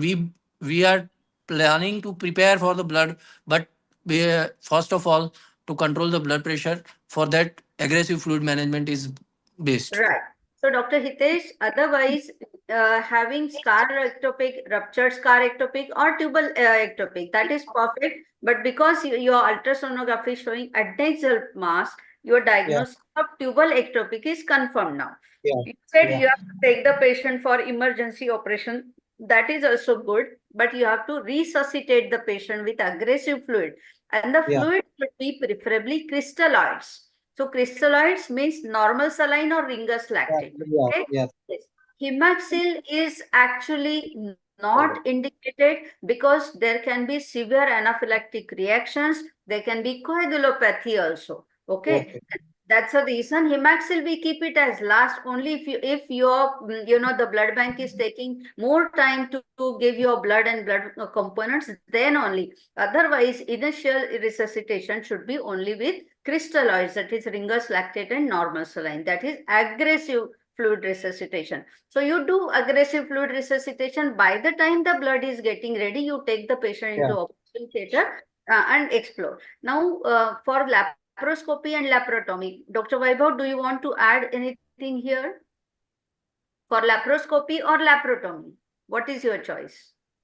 Dr. Falguni, Dr. Arjo, anybody can add to this. Laparoscopically, ma'am.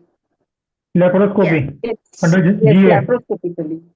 Okay, so basically the message from this discussion is whatever you are well versed with. Okay, previously it was, open and see what it is and then you do it properly. But nowadays we've got expert laparoscopic surgeons. I'm sure all of you must be doing laparoscopy. So if you are well versed with laparoscopy, you can immediately do suction, even if it is the hemoperitoneum, immediately catch hold of the bleeding point and go ahead with the definitive surgery. So laparoscopy or laparotomy is actually as per your comfort and convenience. Okay, so whatever you are well versed with, go ahead. Your aim should be to stop the bleeding point at the earliest, right? So that is what. So what are the learning points from this, Dr. Falguni? What things have gone wrong for this patient? Simple early pregnancy patient and 7 days overdue, certainly she becomes, comes to you with this catastrophic presentation. What is your opinion about this? Yes, so what is to be done is that whenever you are giving medical abortion pills, it has to be a protocol that first do a sonography, confirm an intrauterine gestational sac, and only then give the tablets to the patients. In case the patient comes with early pregnancy, you're not able to see the gestational sac, get serum beta HCG done. If it is less than 1500, call her after a few days, reassure her कि it will not be too late, बहुत बड़ा हो जाएगा, ऐसा नहीं होगा. Call her after a week and do it. And if you get a beta HCG done, and if it's more than 1500, do a repeat scan. It is a pregnancy of unknown location. Find out where the pregnancy is and manage accordingly. Perfect, perfect. Only one point I want you to say, that if at all anybody wants to add, while giving the tablets, when you are explaining the procedure, what will be the further course that needs to be explained and how should you explain her? Okay, so what we explain in our hospital is that 90% of the patients, there is complete abortion. 10% there are chances she has excessive bleeding or it's incomplete abortion. So what we tell her is that if she has excessive bleeding, giddiness, she has to... I want to add you one more point. And maybe in few, we don't quote the percentage, but in few patients, it can happen that totally there is absolutely no abortion. Okay. Yes. Maybe just retained as it is, and you may have to go for the surgical abortion later. Yes. That is how the consent form should be. Okay. So actually, madam, one more thing we should ask is very, very rare situations, sometimes even scar rupture, which is very, very rare, but it can happen in some very few percentage of people. Yes, so basically what Foxy GCPR says when we talk about medical abortions, it says that you cannot give prostaglandins to a scarred uterus. Patient having pregnancy and previous season, practically all of us are using. But definitely you have to take an informed consent saying that in spite of having a cesarean scar, doctor has explained me all the problems and still I am taking this on my own risk. And if at all some mishap or some adverse symptoms or signs appear, I would responsibly report to the hospital. That is how you need to take an informed written consent.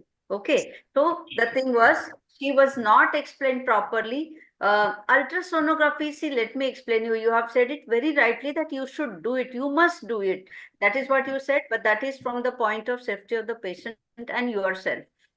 medical legally, ultrasound is not mandatory. Okay, it is not mandatory, but it is recommended for the safety of patient and yourself. Okay, so that is all about the warming up cases. And now we go to the second case. I would like to add one point here, Yes, if I'm please allowed. go ahead. Please go ahead. Yeah, I remember one patient which I had done surgical abortion. You can say it was 7 weeks pregnancy, 7 weeks history, and I had done surgical abortion. And patient went home. I took follow-up ultrasonography after 1 week, and patient was doing well. After I would say 45 days, means 1.5 months, she again came in shock at middle of the night with ruptured ectopic. So she may be having a heterotopic pregnancy, one inside the uterus and one was outside the uterus.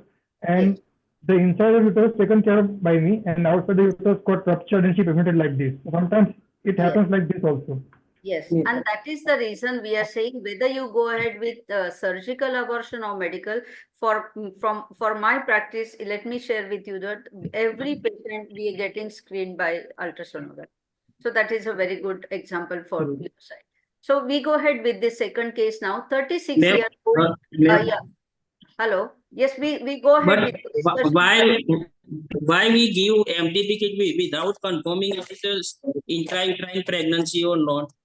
Yeah, should not. That is what we are saying. That is what we should. That is what we are saying. It is recommended for the safety of patient and yourself. Okay. Yeah. So we should And also, ma'am, counsel about the bleeding and follow up after 3-4 days patient. We After said giving the follow-up MTP kits, follow-up should be after 7 Yes, days. But meanwhile, if she develops like fainting attacks, maybe excessive bleeding or excessive pain in abdomen. Right. all of explain about. Yeah, so we go ahead with the second case now, and we will keep discussing all your points.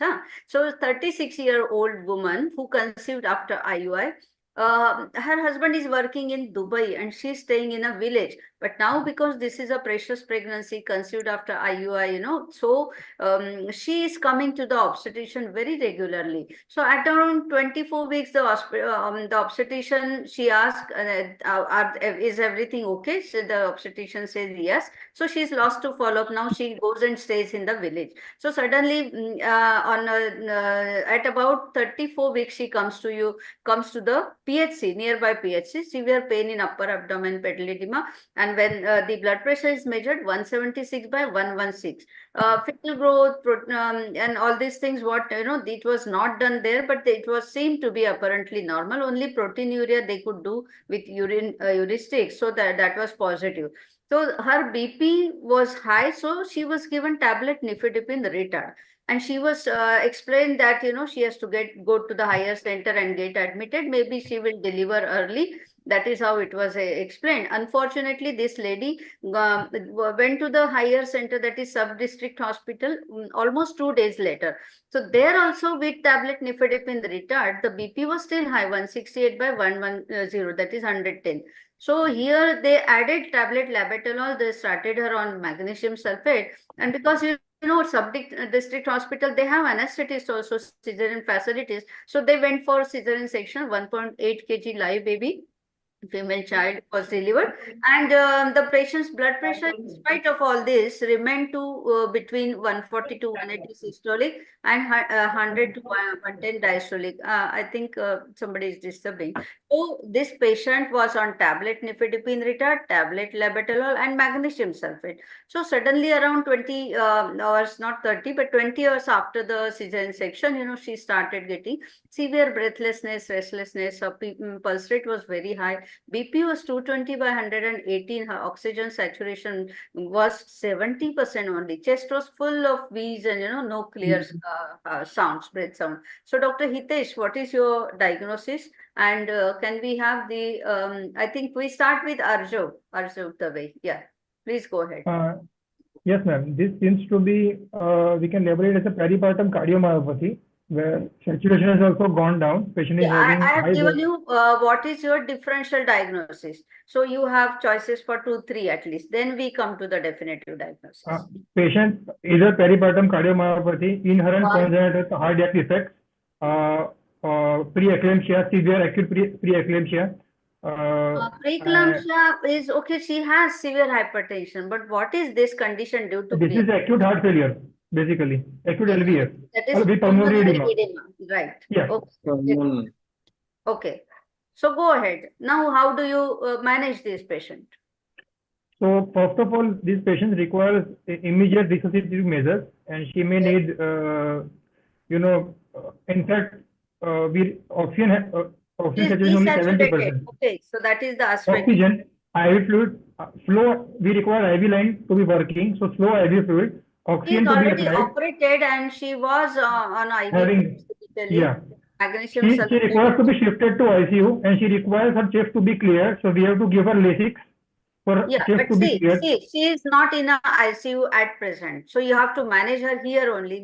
What we discussed just now, that first aid has to be given there and there only. If you shift this patient, if you shift this patient and by the time if she worsens, then that's a criminal issue. Okay.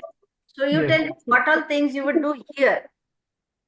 So we have to start her on oxygen. We have to summon the physician over here. We need to give IV fat Lasix, and we have to do CPR. How much Lasix? 40 mg. You can give TDS dose. Intravenous Lasix, 40 milligrams to begin with. Okay. CPR not at this point of time. Not required. Yeah, but her she's BP is very high. Her BP is very high. We require to give her IV antihypertensive medication that can be labeled, or we can give NTG also. Which one and how much? We can start her on NTG drip, or we can give IV labet also. Okay, so NTG. Suppose if you have you ever given NTG yourself? No, you require physician and anesthetic reference for the same. You have to have senior physician and the senior anesthetist present over there. Yeah, so suppose you don't have these people within that first minute. So maybe NTG is the ideal antihypertensive for this patient. But we as obstetrician are well trained for IV labetalol, right? So how much labetalol you give initially? How do you monitor the patient? I don't have much experience with labet, so anybody can take up. Anybody can take up. So I can see Dr. Falguni, I can see Dr. Dharmesh. And first of all, just because the oxygen saturation is 70% and there is wheezing in the chest, what my suspicion goes is towards pulmonary edema. So on one side, when I'm managing the patient with Lasix and antihypertensive, I would also like to have a bedside X-ray chest done to confirm my diagnosis for it. Yeah. Yeah. So basically, see, investigations, so you will do later on, but when she is desaturating so fast, that you have to manage. So propped up position, 100% oxygenation, IV Lasix maybe 40, and then if not so within 5-10 minutes, another 40, and then IV labet because you want to bring down all this. So, whatever you have said, she was given IV labetalol, she was given propped up and, Lasix, everything was given. But by the time the anesthetist and physician came, she was already pulseless and, she was having almost cardiac arrest. Okay, which they just thought, we will shift her to ICU and manage. So she went into cardiac arrest. Now, how do you manage? CPR, all of you have just heard. Just repeat, Dr. Falguni. Yes, ma'am. So once she has gone into cardiac arrest, we first now do CAB. So first we start with the chest compressions. The anesthetist is there. We tell him to intubate and put the patient on ventilator. Yeah. We put her on noradrenaline so that her BP comes back to normal.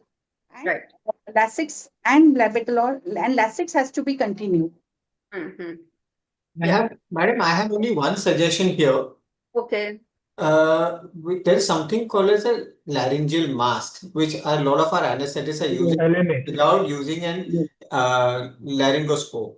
Yeah, right? but let me tell you. And that is usually easily available in all our hospitals. So when oxygenation kind of reduces, I would prefer, instead of giving CPR or whatever, it's easier to just, even the staff nurse is usually capable of just putting a laryngeal mask and giving an ambu bag till the time we have certain... Dr. Vaibhav, let me explain. If she goes into arrest, that is cardiorespiratory arrest. So if she absolutely. So at the same... then only the laryngeal mask will work. If she is not breathing, you have to intubate her and give positive pressure ventilation. Yes, but ma'am, when you said in the last slide that she started becoming drowsy and incoherent, the next step that will happen is a cardiorespiratory test. So that is the point of time you actually want to put in a mask and start trying to solve the problem instead of waiting for it to precipitate. Yes, perfect. That is what, in fact, we are going to analyze, was it preventable? We are, going to ask you what went wrong where. So that's a very good suggestion. So basically, you don't allow her to get desaturated, and in fact, you manage her very strongly, immediately, and by all means. Okay. So you have your anesthetist, you have your intensivist, and you have your team. Everybody is there. So fortunately, this patient, basically once she goes into cardiopulmonary arrest or cardiorespiratory arrest, there's no way but to resuscitate her first. So that is how they resuscitated. You give 30 compression, chest compressions. You saw that, that you have to learn. It's not that only the defibrillator. Then and then, if you have a defibrillator, well and good, you start giving the, shocks. But then by the time, if you don't have, I'm sure 99% of the hospitals, which are small hospitals, don't have it.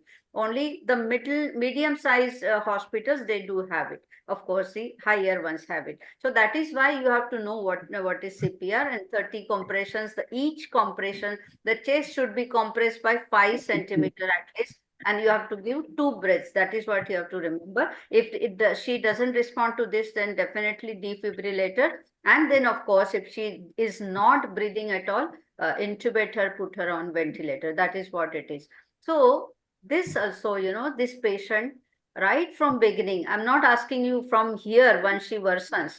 Dr. Phalguni, everybody, just be attentive and try to answer everything. For this patient, 36-year-old patient conceives, comes to you for regular checkup. You only tell her that, things are fine, and now she's landing up into this catastrophe. What went wrong? We want to ask every panelist. Okay. Okay, ma'am. So Start from First of all, the proper BP management. Then also during intraoperative, maybe fluid overload. Okay. So ma'am, we can start.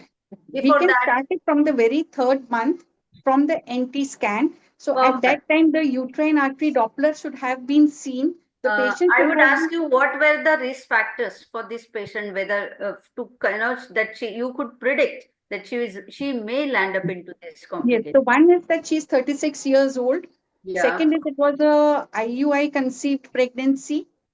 Yes. Thirdly, if you would have done the NT scan and the uterine artery Doppler should have been done, so that uterine artery PI would have given us an indication, and we could have started egosprin on her.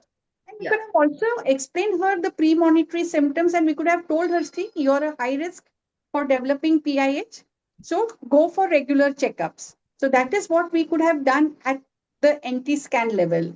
Yes, and the obstetrician should have done the 11 to 13 week screening for this patient, that is anti-scan uterine artery pulsatility index, and of course PLGF and SFLT if available. Mumbai and Pune cities, they have it. I don't know. My place doesn't have this facility. Okay, so if at all your screening should have been done, and if that was positive, she should have been placed on low dose aspirin and high dose calcium, that is 1.5 to 2 gram. That is what is recommended by World Justice Organization. Okay, and we are following that. So I think that's a good message that all of you remember. If you have a high risk patient, please do start with low dose aspirin, that is aspirin at least 100 milligram. Okay, now they're saying 75 to 100 should be okay. If she is obese, more than 70 kg, then of course you have to start more than 100 milligram. And then calcium, I told you. So now the next it comes, see, whenever your patient is asking you, madam,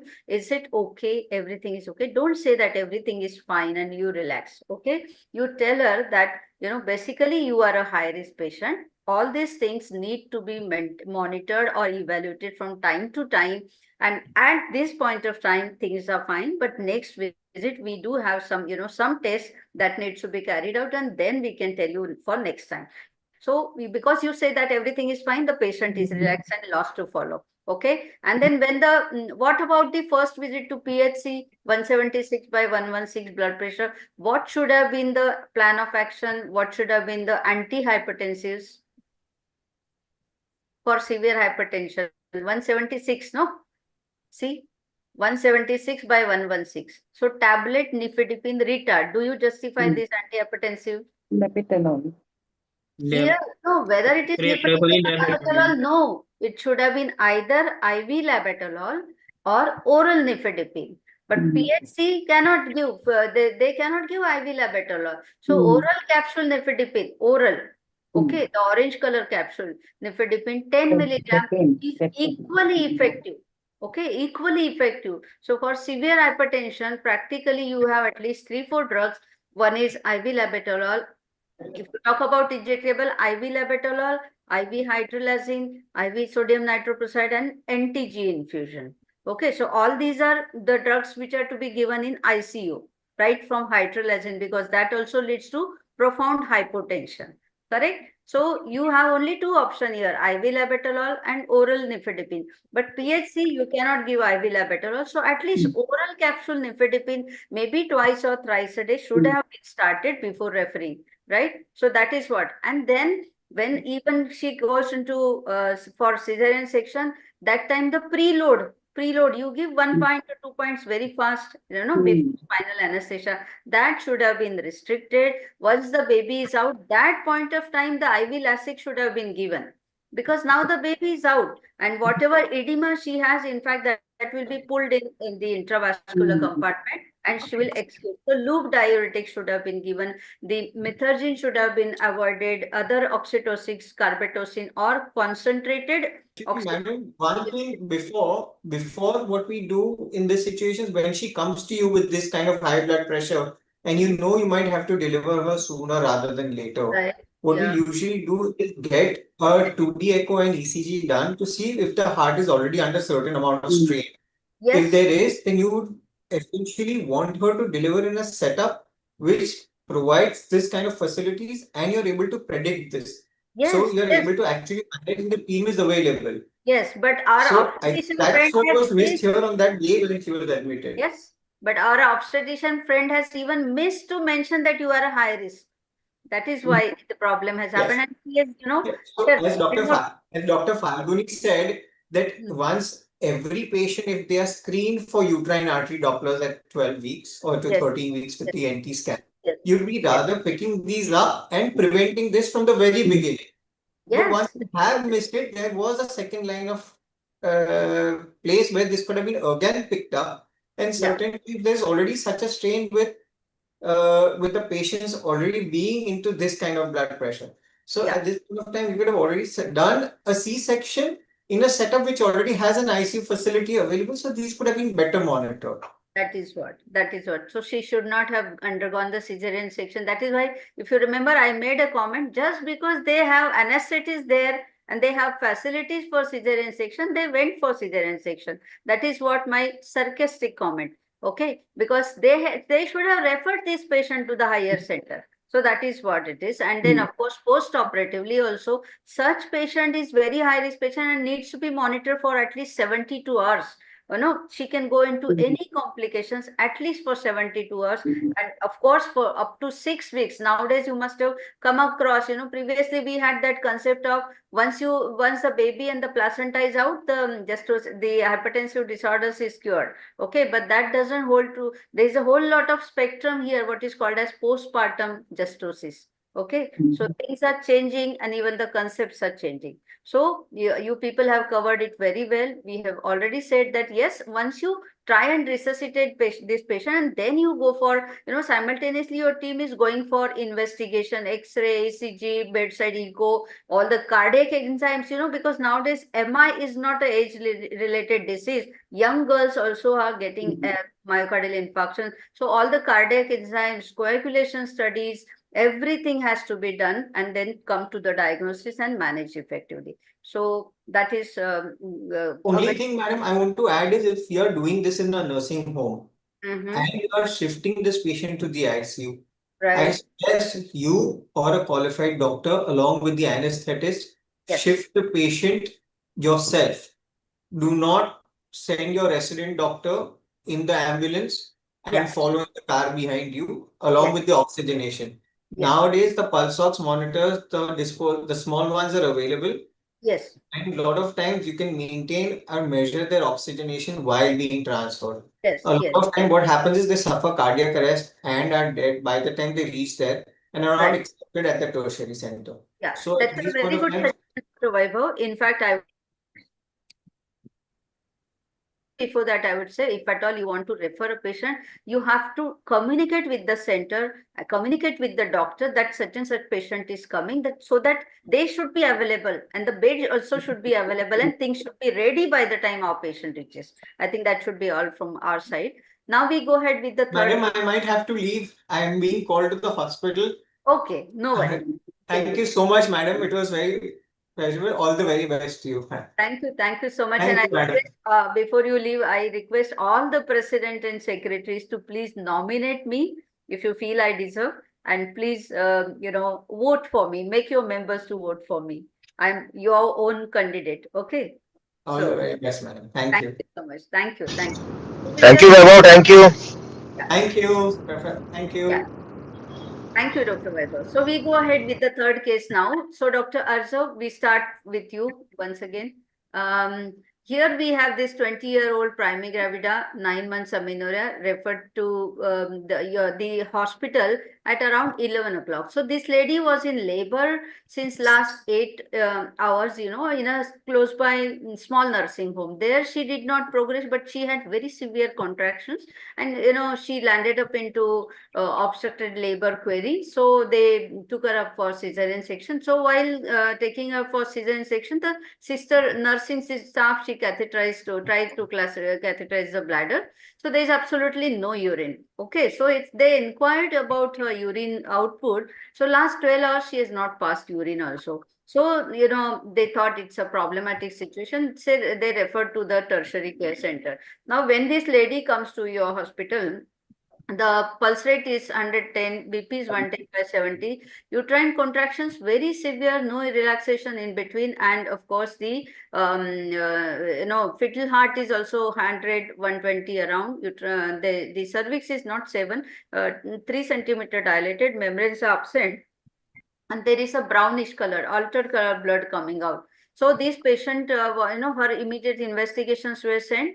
HB was 8 grams, platelet 1 lakhs, and PT-INR was 2 and APTT was prolonged. Fibrinogen degradation products were present. Fibrinogen was only 150 mg%. So what is your diagnosis and how do you manage this patient? Overall, this patient is having, you can say, multi-organ system defect, I would say. What is the diagnosis, clinical diagnosis for this patient? She was in Ma'am, labor. patient is in DIC, I would say, disseminated intravascular coagulation, and along with hypovolemic shock. She has lost. Because of what? Because of what? That is what I want. Maybe patient being pregnant, it seems it can be abruption, or you can say, basically it looks a picture of an abruption where it has led to DIC. Uterine contractions very severe, no relaxation in between, fetal heart going down, and brownish altered color blood. Okay, so that is revealed hemorrhage. Yes. Okay. So yeah. So how do you manage this patient? See, now this you have the patient in shock and you have fetal distress. Whether you want to take her up for cesarean section immediately? Yes. I would say yes. Because it is 3 centimeter dilatation, membranes are absent, and it doesn't look like that she is likely to deliver within 1 or 2 hours. And once patient goes in, once we take her up for cesarean section.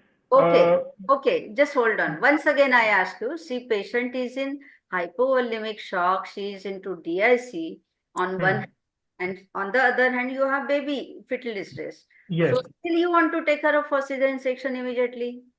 First, give IV fluid and correct the anuria. Okay. Yeah, that resuscitative measures have to be started, right? IV fluid, at hand. And I would say massive transmission protocol should be implemented as mentioned by ma'am in the lecture. And we should start people for mobilizing the FFPs and bloods and all. And along with that, whether you will wait for that, no. No, Everything has to be very simultaneous. Everything has to be very urgently. On one side, you give aggressive fluid resuscitation, arrange for blood components, arrange for the operation theatre, everything, neonatologist and NICU, everything should be ready, right? You go ahead with the operative procedure by the time the blood products will come. Okay. Correct. You tell me that, because as it is not very severe. It is just early DIC. 1 lakh hai platelets and fibrinogen 150 hai, not very bad. Okay. Yes. So the And moment ma'am, to the placenta and clots, she will. Because patient has been in labor for past almost, as you said, 12 hours, right? So, I mean, that have to be, we are having a brownish discharge per vaginum. So, it is a revealed hemorrhage. Patient might have bled inside the uterus also, maybe a covular uterus or something like that. Yes. Or, So this looks small, but it's very big. Picture is very big. That's what I would like to say. So the only message here I want to give is this APH can continue as PPH because she's into DIC. Yes. And you have to give her very good oxytocin also, preferably carbetocin. Okay. Correct. Because initially only you have to give it as prophylactic, for PPH, to prevent PPH. So if carbetocin acts well only when it is given prophylactically, if you use oxytocins and then give carbetocin, it doesn't work because they share the same receptor. It is from the same group of oxytocins. Okay. So carbetocin needs to be given prophylactically. Okay. Okay. So that is how you have to manage this patient. And ma'am, I would like to add in this case that just because it's a abruptio placentae and we are suspecting covalent uterus also, whenever you go for cesarean section, you have to take a consent of SOS obstetric hysterectomy also. Because the number of patients with abruptio and covalor, because of the bleeding not stopping, we may have to land up in doing an obstetric hysterectomy also. Right, perfect. So I'm so sorry. Even for me, there is an emergency. My sister is calling me again and again. So I just leave for this. But before leaving, I would. I've already talked to you. It's not only SDU and ICU, but every person or a member of the obstetric team should be well versed and skilled to manage the maternal collapse, should be well versed with the resuscitative procedure, and there is no time, because you know that there is no time for immediate referral. You have to at least stabilize the patient before referring, or by the time you call for help, all your friends, anesthetists, physician, neonatologist, and intensivists, so that all of you can together manage this. So it should be a multidisciplinary team approach, and it's not only the HDU. So I'm really sorry that I have to rush. I'm coming. I have to go for an emergency. So thank you so much, and I just take this opportunity to humbly appeal all of you once again to support my candidature. I have already shared this presentation to all of you. So Sarfraz, please take over the procedures and. Best of luck, ma'am.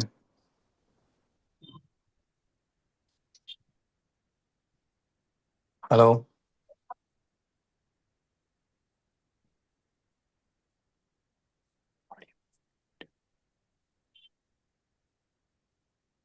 I think Dr. Sarfraz is muted. Sarfraz, audio, sir.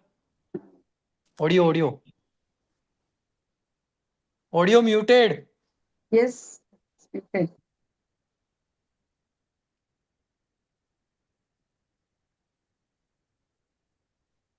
Sir, audio muted. Audio. He's driving. No issue. Yeah, he's driving, so he's concentrating on driving, it looks like. Mute.